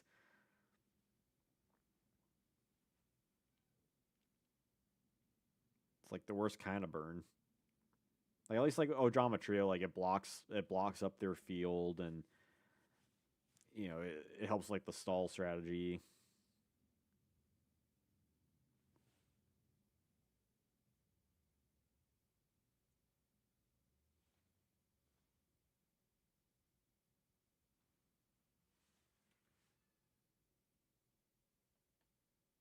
Like I could potentially see an argument for D, but I don't know. It just feels kind of pointless. Like there's no like inherent protection or anything with it. At least with like Ojama Trio, you can chain it to something to like clog their field, and then it deals burn kind of like passively almost. We'll save the E heroes for just about last. Fire darts. This card's an ultimate rare. We have no cards in your hand. Oh, cybernetic support. Roll 6-sided die 3 times with damage equal to roll die times 100. It's not a good card. I think it's interesting, right? Like, in theory, you're dealing 1800, which isn't that much, but that's also if you get insanely lucky, right? You may only deal 300 damage. But, like, at least you get to roll 3 dice, which is kind of neat. Yeah, and there's a reason why. It potentially deal, like, almost nothing for a card.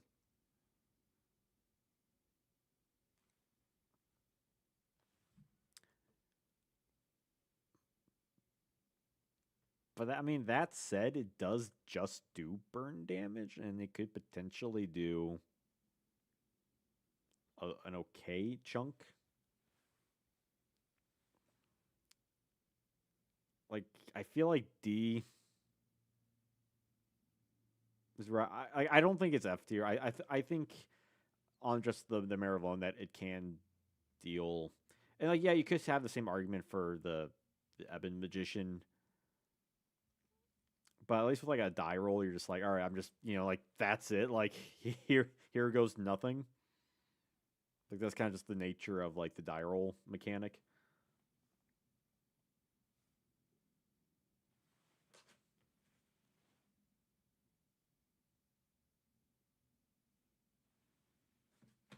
Works in chain burn. You can use in chain burn. I think just because it is so random, it's like it's not worth being a C. But I think D is like D is fair. Chainburn, yeah. Let's get the winged rhino dude. Solid. Fusion recovery. Really good card. Could argue A or B.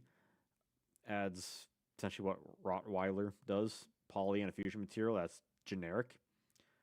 But was used for a fusion summon. See that's kind of thing with the Rottweiler is that I don't think Rottweiler um, cares if it's used for a fusion summon or not. So it has like potential with that. Of course, like nowadays, we have like fusion recycling plants and other just general fusion stuff where fusion recovery is kind of safe for like casual strategies, right? You might run like one in a deck.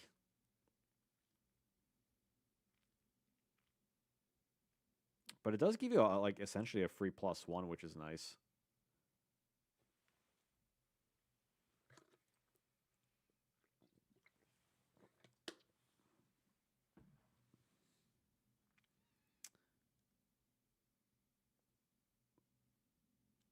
Gets Poly back, but he needs Special Fusion someone first.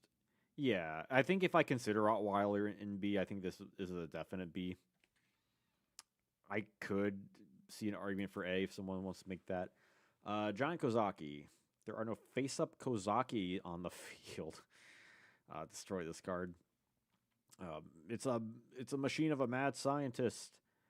If it's destroyed, inflict damage to the current owner's attack by this card. So like the idea behind Kozaki is that you use like a creature swap with it, right? And then it deals 2,500 damage. Like it has really good stats for a level 4. I mean, you could use a skill drain on it, right? Forget a normal summon roll 2,500 B with 2,400 defense. Like that's really high.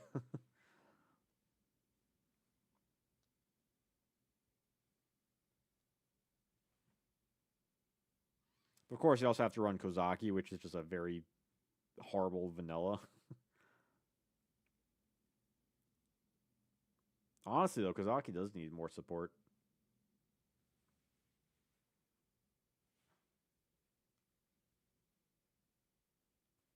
Barrel behind the door.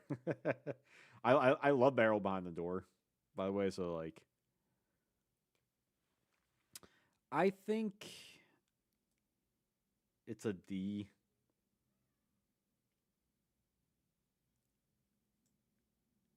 Because like by itself, it's like technically pretty bad, but it does work with stuff. But the stuff you do gotta play, it's not gonna make a good deck.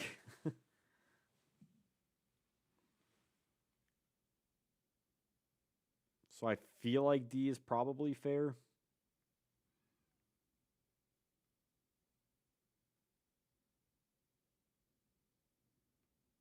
Like I could see arguments for like anywhere between like C and F.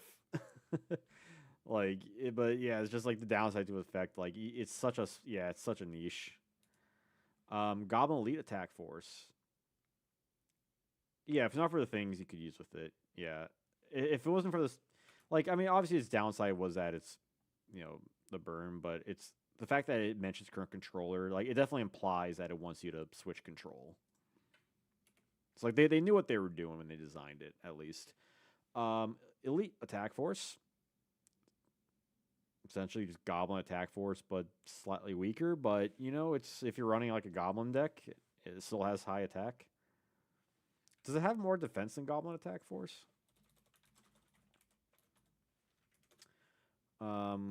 Gobbles has... In my head, it's 1,200. I could be wrong. If Wikipedia actually wants to load.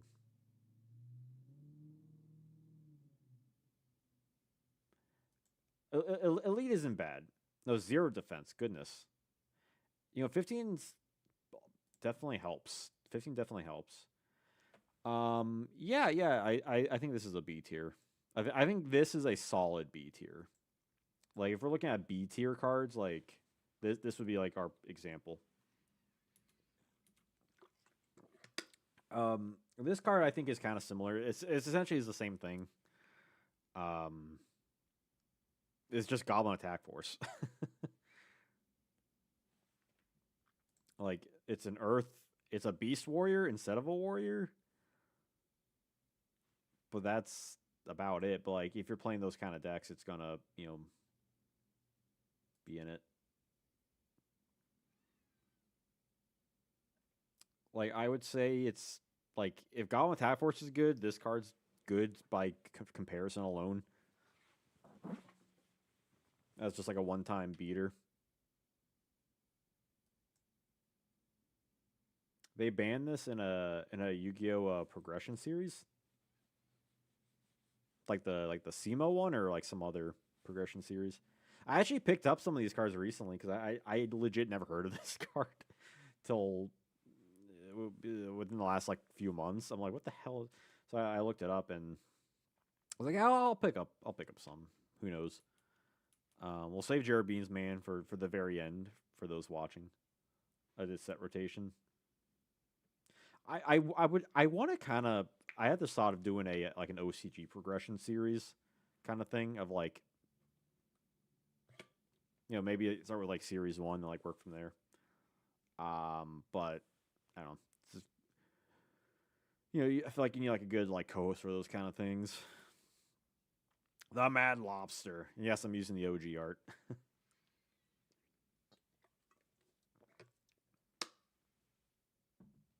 Oh yeah, no, there is that yeah, this guy, Protective Soul Aelin. We probably should talk about this card. It's a union for Dominal Fire Lele. And then it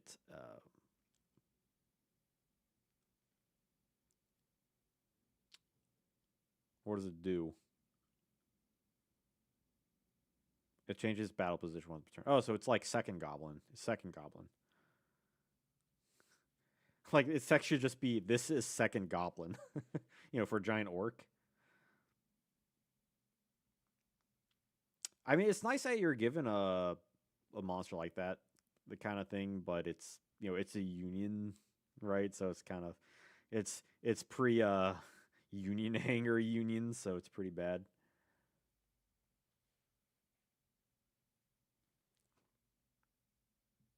Like this effect could have been in an email.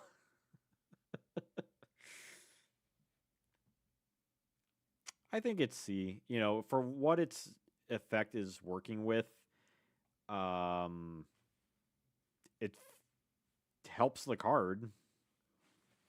Like, I can't really ask much more for a union and protects it from a battle.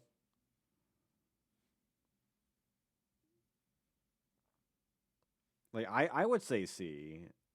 Like, maybe you could argue a D, but it does technically help the card that it's made for.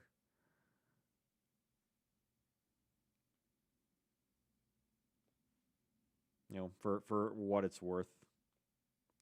I mean, you could argue that, Lele, like the whole idea of these cards is that they are just like a one-off attack. I'm seeing multiple people saying D. Do you think it should be a D? With after my arguments for it, you can get with like Shining Angel, like 1-for-1.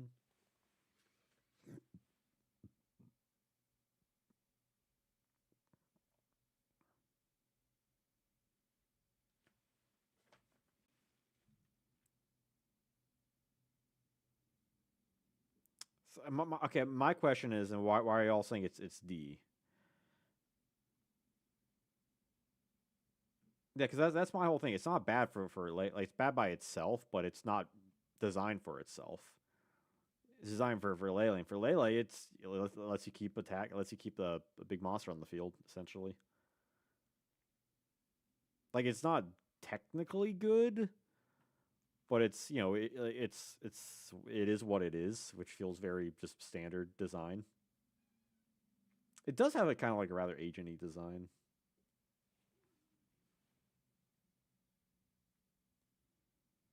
Yeah, I mean, but if you're playing like like a union stuff, you're probably going to be running something like oh, what's the union formation, whatever. When did rollout come out?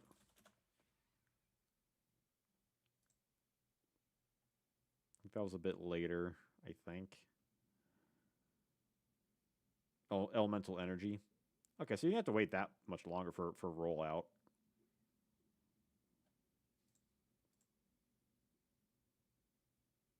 Yeah, I mean, I guess that's like that's what I'm saying with like part of the anti argument is that you don't really expect it to be around anyway. Um, but that's more off of that like kind of one for one strategy, whereas like this design is like it's purely made for the one card, and in my opinion, it does what it's designed to do. Like I don't know. That's I mean you can say it for like any card, right? Smashing ground, a MST. Like it does give you some sort of bout protection with it,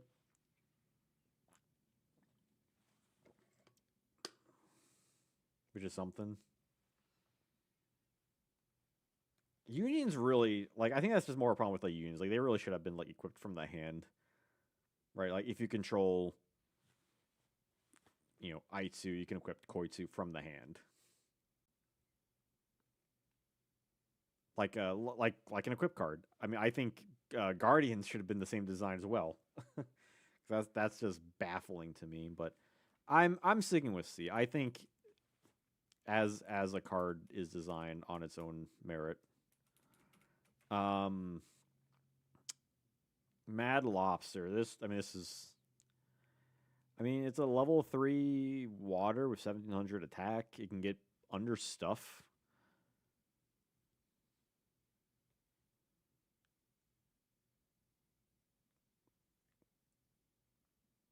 Cherry Beans, man, killed this.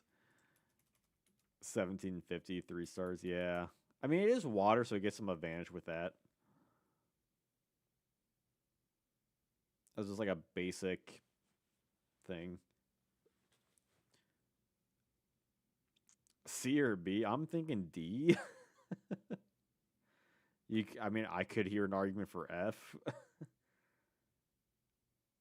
But you could use a legendary ocean. That's what I'm saying. You could use stuff with it, but you could also do the same thing with 7 colored fish and giant red sea snake. I don't think Geminis are like inherently bad mechanic.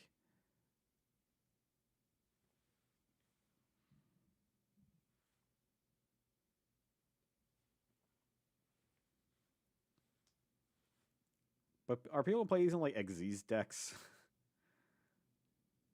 Like Mad Lobster? The Killer Crab.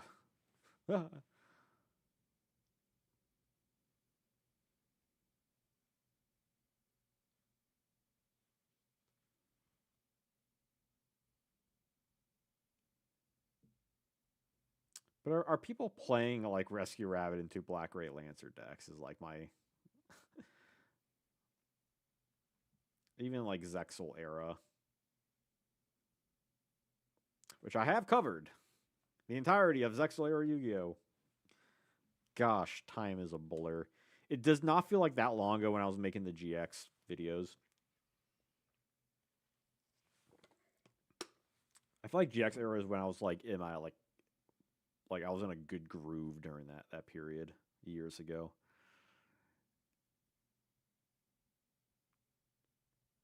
Are we thinking? Yeah, like okay, Chad. Final thoughts on Mad Lobster?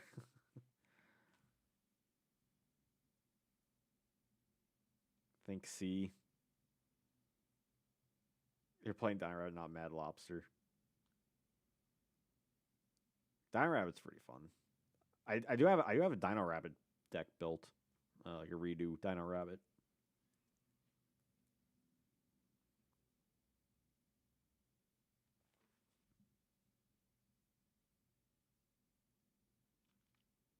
All right, C or D for Mad Lobster. I hear some seas. I hear some oceans. I hear some rivers.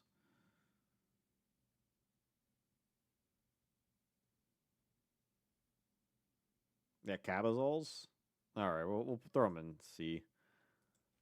I'm not gonna swim up this stream too much. Now, have you ever seen a common charity Dino Rapid deck where you're running Cabazols and two-headed King Rex? Eh? Magic Explosion. Was this card banned? Right? Wait, this should be an S. Freaking OTKs. Infamous OTKs.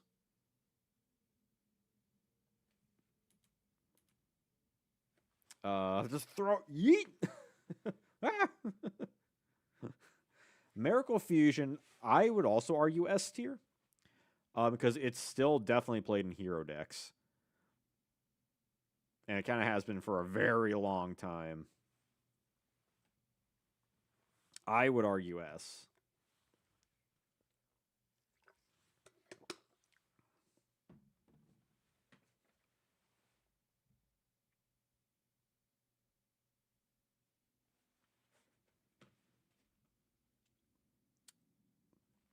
It was a bit underrated, but that's also because historically heroes have dealt with a lot of annoying ban lists for them.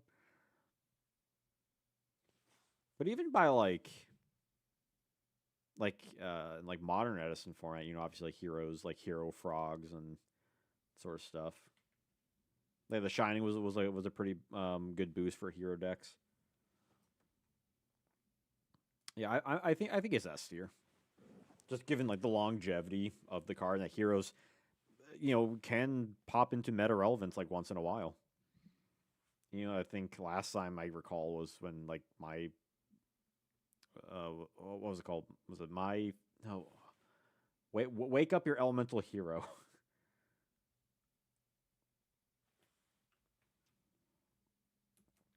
But Pod Generosity, return 2 cards from your hand to your deck, then shuffle your deck.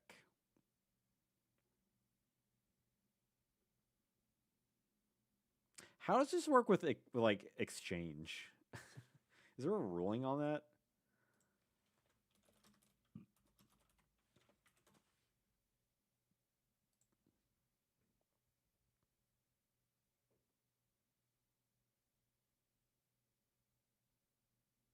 I guess it has to go to your. It has to be your own cards. I don't see our rulings in the Wikipedia. Helps with metal morph. I guess technically with cards that are any garnets, but at that point you just gotta eat it, right? You can use with mystical ref panel. I don't know. That card's so annoying. I have a video. I have a Yu-Gi-Oh CG that talks about that card. That I don't. Whenever it comes out.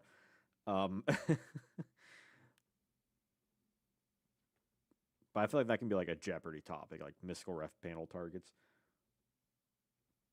Yeah, you can use it for that kind of stuff. For a while I thought Gold Moon Coin was going to be a pretty good card, when it came out in whatever Battles of Legend or whatever it was. I mean, it is really bad. You're going -3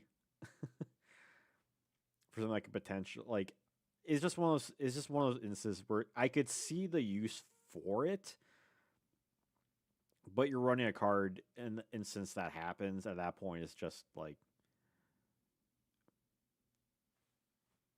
it's just bad. Just run Reload or Magical Mallet when that comes out. At least then you can use it with other stuff and potentially get some other stuff back. I'm gonna say F. It feels like a card that you're adding it. It feels like a card that was designed for when you already morally lose. Power Bond. Power Bond was not ever on the list. I looked it up. Um, yeah, Fusion summons a machine uh, and doubles his attack, but then it explodes, and you take a lot of damage. I would say, I would say this is a comfy A tier. You know, it's kind of like Dragon's Mirror, right? Where like on the right circumstances, it can be like kind of nutty. And you can use it with Steamroid or a Steam, whatever this guy was called, Steam Gyroid. We need Janjoroid. Where's Janjoroid? S. I don't know if it has longevity, but you live and die by power bond. Yeah, but I definitely see your argument there. Um, I just don't think the card ever reached the peak that it feels like it should have, if that makes sense. Like it feels like a card that would have been like absolutely utterly like disgusting and like limited at some point, you know, like a limiter removal. But it just like it quite hasn't reached that crescendo yet, and it might one day. Like I'm not going to deny that it might. But essentially, it's kind of how I feel about like Dragon Mirror. Prepare to strike back. Each time your opponent declares an attack on a face-up to Vents position monster, toss a coin and call it. If you call it right, the defense monster is to attack position. Call it wrong, and you take damage equal difference between. So you take piercing damage. So it's okay. So it's Goblin attack force support that you might take piercing, and if it's Goblin attack force with 0 defense in this economy, I play a lot of non-meta. Except I mostly play non-meta, honestly. Like I am uber casual duelist.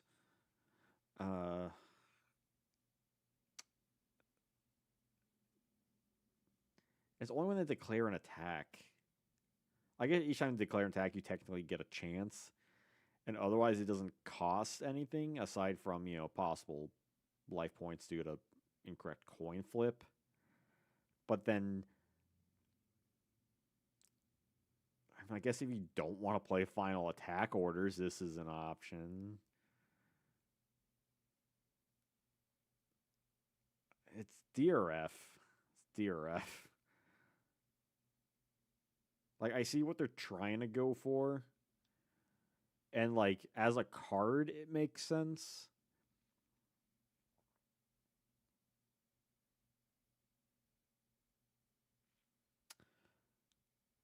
I think it would have been better if it was just, like, a one-time use thing. Or, like, if it had counters on it, right? And you can, like, use a counter to, like, turn Goblin attack force and, defense position monster into attack during, like, like an attack declaration, or if it's just a general one-time use, switch things and during. But I think they're trying to go for too much with this card by making like a continuous thing. It just feels a little. I don't know if sloppy is the right word. It has really good art, yeah.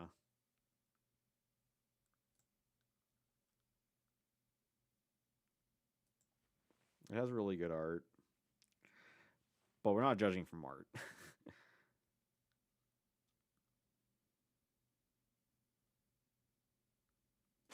I'm feeling F just because it feels I see what they're going for, but it feels a bit too questionable. I think is my argument.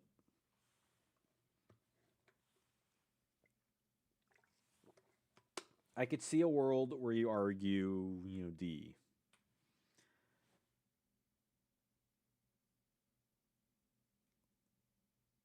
But it's just there's just better stuff. and it feels like you're kind of taking a big risk for something that you could just do anything better with, or just take the hit, or just run a better card. Like a Sakuretsu armor, a Book of Moon. Like, yeah, it gets gaff back, but like, at what cost?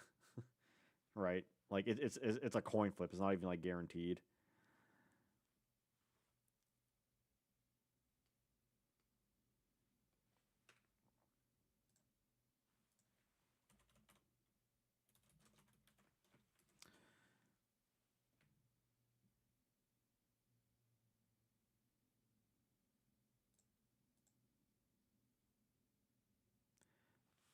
Oh, well, okay, Chow. What are you thinking then? D or F?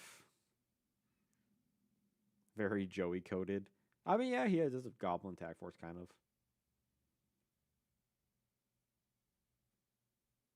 I see an F.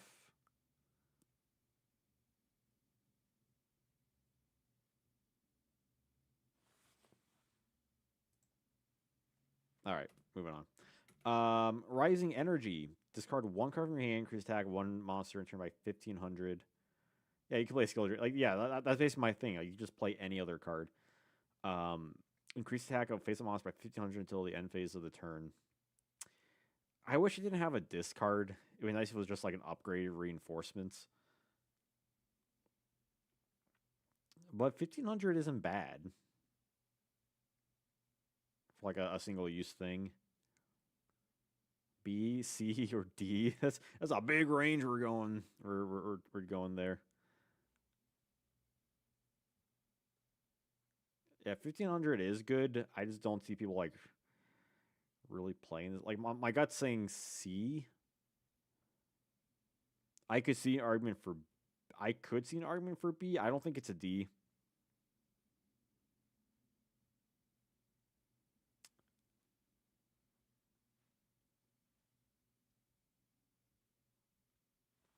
It's just like that discard is kind of hurting it a smidge.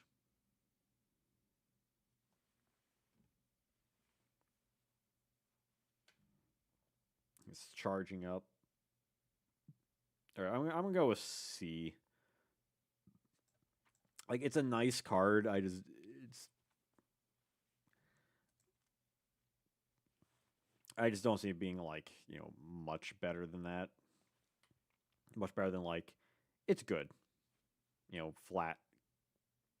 It's good. Period. Shien Spy. You give your opponents a monster for a turn. So you use this with the giant Kozaki. Yeah, it's good, but it's not bad. But it's not great.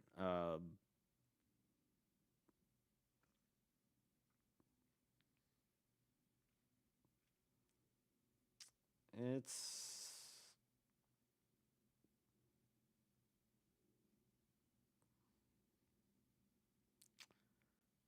is there like something like it feels bad, but I feel like there was a use for this card for something. I might be mistaken with some other card.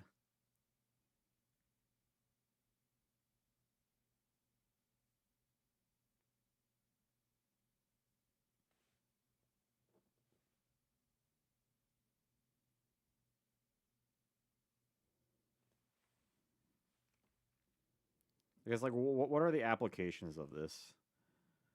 Again, there's like giant Kozaki. I'm seeing a few C tiers. All right. Amoeba, Griggle. He's on Griggle. Yeah, it's a weird pseudo creature swap.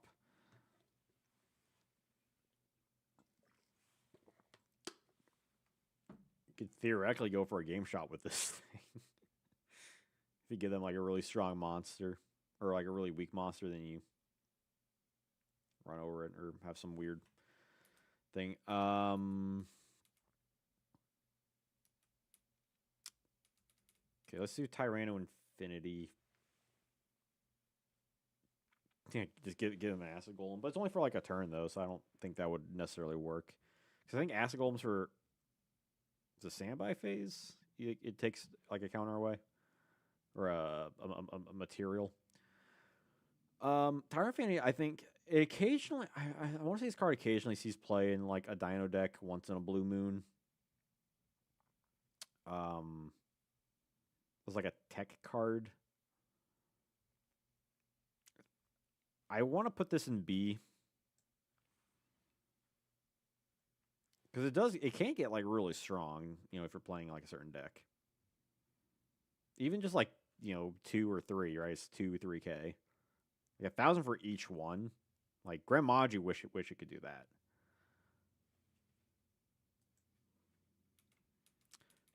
Winged Karibo and Transcendent Wings.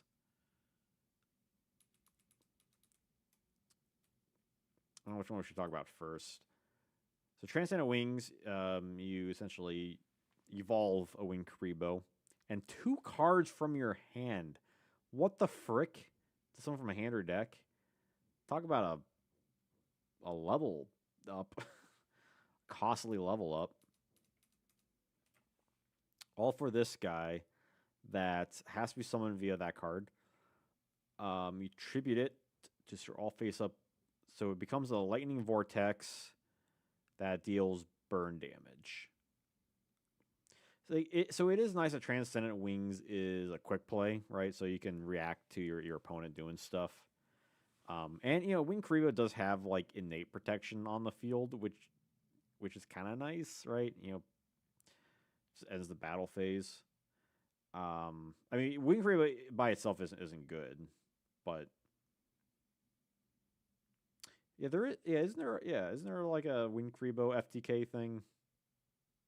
I don't recall much about it.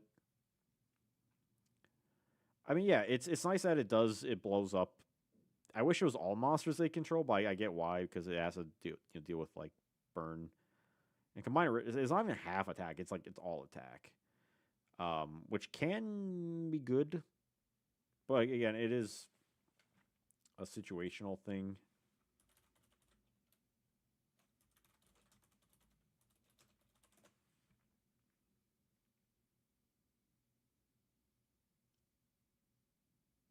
But there is Winged Karibo OTK.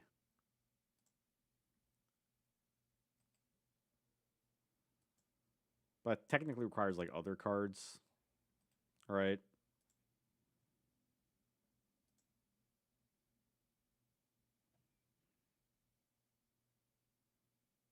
Like I could see army for like B or C. Like Transcendent Wings, I think it's nice as a quick play, but the discard 2 extra cards is really bad. It's really bad.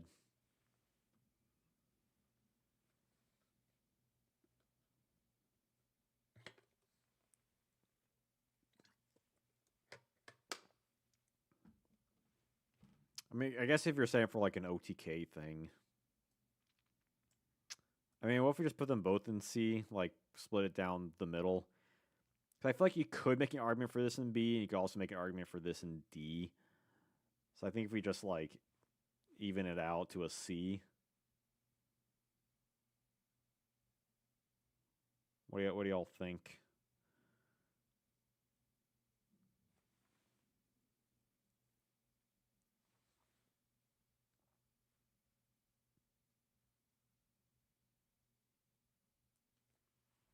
It's a C. Yeah, I'm seeing some C tiers. Okay. All right. Let's do the E heroes. Right, no, system down. We still need to talk about. Yeah, it's not bad. I think Transcendent Wings is arguably bad, but not Winged Karibo level 10. I think Winged Karibo level 10 has good merits to it.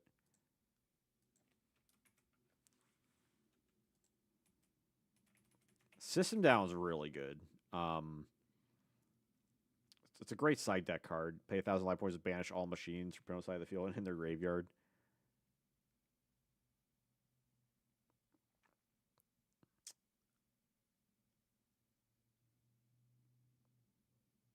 Like 1,000 life points, 1,000 life points, I think is fair to just obliterate all machines.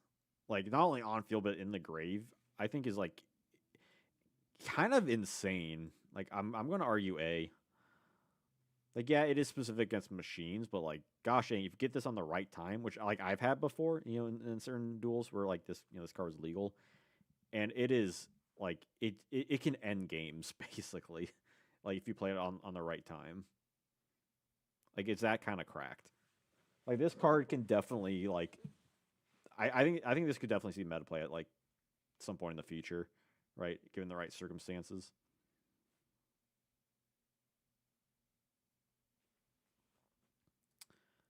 Okay, let's talk about let's do Spark Blast here since we've already talked about Sparkman.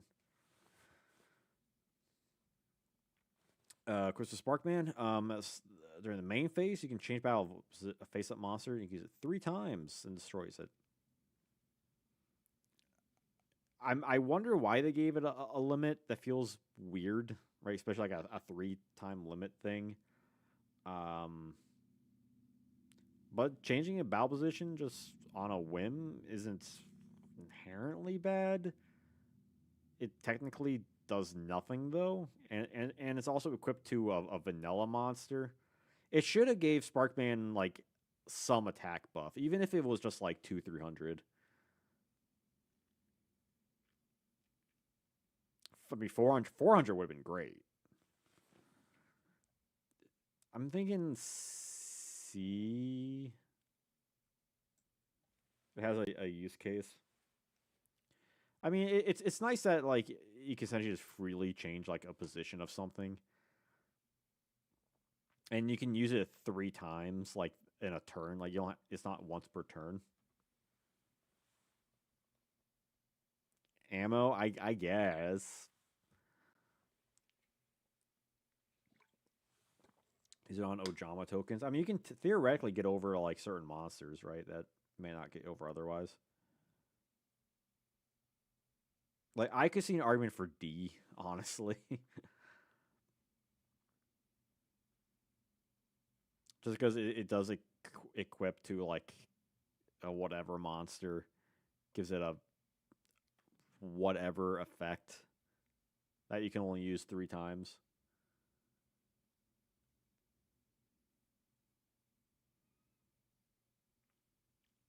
Like I could see an argument for D,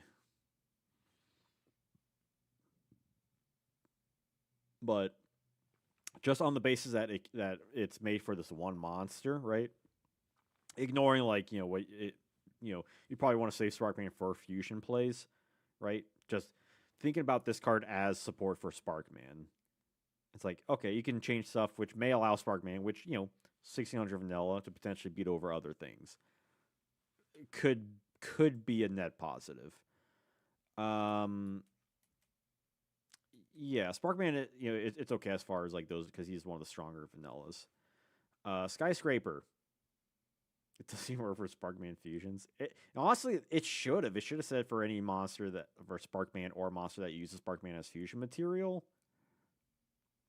Yeah, Skyscraper gives a hero 1,000 attack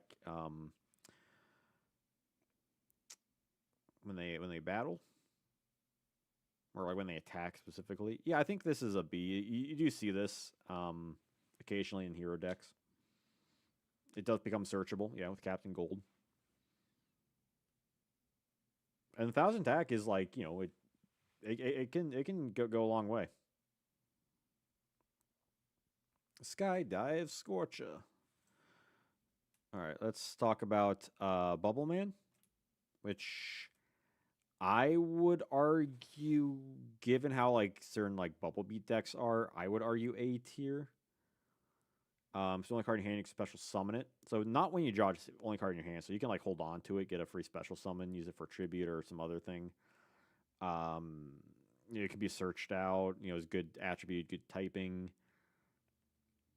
If it's the only thing, you can draw 2 cards, which may not come up. It's mainly used for its special summon, but even that, you can normal summon it if need be. A Bubble Man, yeah, put him in A. Yeah, the draw 2 can be clutch. I don't know why I said it like that. I don't know why I do the things I do. Like Z summoning. Yeah, level 4.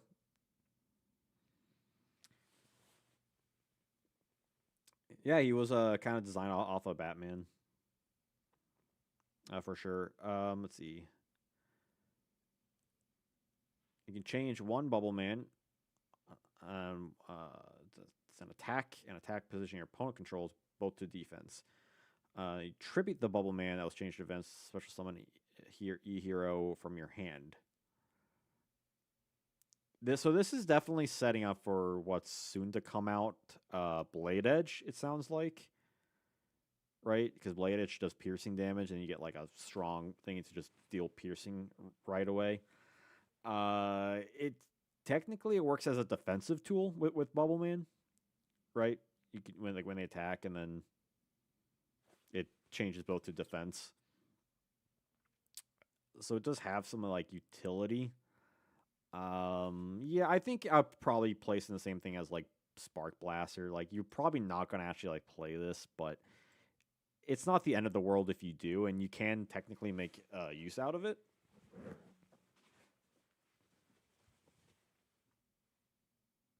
And you can even use like other heroes too. Like you could, later on you could use it to summon like Stratos or whatever you want really. Like, it is knowing that you have to tribute the Bubble Man, like doesn't bounce the Bubble Man back to the hand. I think if we did that, this card would be better. But essentially you're getting a free special summon, and you might get like a tribute summon. Like I wouldn't say B, just because it's like it is very situational. On like your Bubble Man has attack mode, they have a monster attacking. You have a thing in your hand that's a hero that you want to summon. You do lose the Bubble Man, so it does have downsides to it. But it's also a quick play spell, so you could summon a Bubble Man and then immediately use Bubble Shuffle, so you don't have to like set it and wait a turn, which is also a nice thing. So just pauses for the cards. I try to be as objective as I try to be. And last but not the yeast, Jerry Beans Man, or I should say, last but not legume. Like and subscribe. Last but not legume. Should put that on a t-shirt. Jerry, a bean soldier, believes he is the strongest warrior in the world, but his true abilities are still untested. S tier, S for the memes.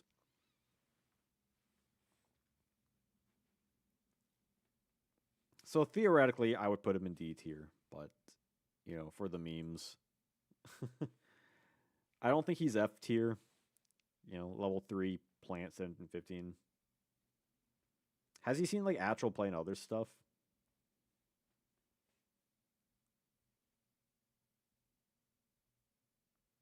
Newest emissary, best attack target. I guess he beats out Sonic Duck, yeah, by 50 points. But who's playing emissary? I do like plants, but I don't think plant decks play Jerry Beans Man.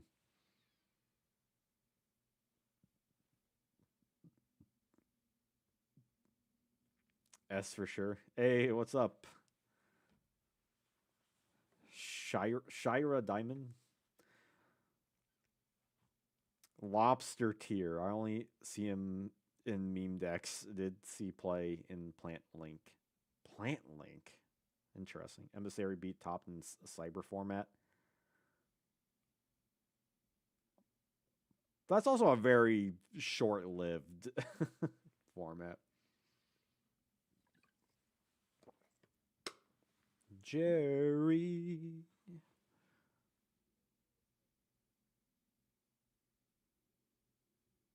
Like, I feel like being the best of the emissary targets is like C tier, right? Like, it's essentially the best of what you have to work with.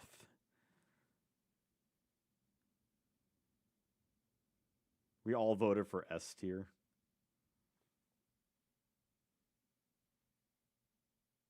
S tier for the memes. I think in theory, if okay, so just for the sake of argument, like I would probably put him in C tier, but for the memes, S tier. Because he's Jerry Beans, man. It's such a silly card. That's why he's the thumbnail for this stream. Thumbnail for this stream. But that's every card in Cybernetic Revolution ranked. Did it with good timing again. The longevity of the bean. He's a long bean. He's a long bean. Bean. Jerry Beans, man. All right. Shoo-wop. The history. The beans. Who doesn't like legumes? And I got to wear my silver jacket for Cybernetic Revolution. Yeah, this was fun. Longevity-wise, he has little. Yeah, thanks for showing up to the stream. Should be theoretically back next week for Elemental Energy. Look at 60 more cards. Should be a fun one. Should be interesting as we get deeper into the GX, because they definitely get more GXy. But yeah, don't forget, if you don't like the stream, like it. Code Janjo with the sponsor of stream, Tokyo Treat and Sakurako. Get $5 off your first box, and also helps me out a little bit. And if you want to do any more donations, got that OCG deck profile goal, as well as my Patreon, which Booster 3 deck profile is up there as a Patreon exclusive, as well as my Duel Monsters 1 review, which is a limit exclusive. So at some point it'll be up. Won't say when, might be a while. But you get all sorts of other additional free stuff on there to become a Patreon member, including all the Booster 1, 2, and 3 deck profiles, all exclusives on there. And but we'll also be seeing the Volume 3 deck profiles upcoming Sunday on the main channel, which should be pretty good. We're talking about flip monsters for the first time. Yeah, so look forward to that. But yeah, so thank you all for watching, and until I see you next time, have a wonderful day, and keep hydrated.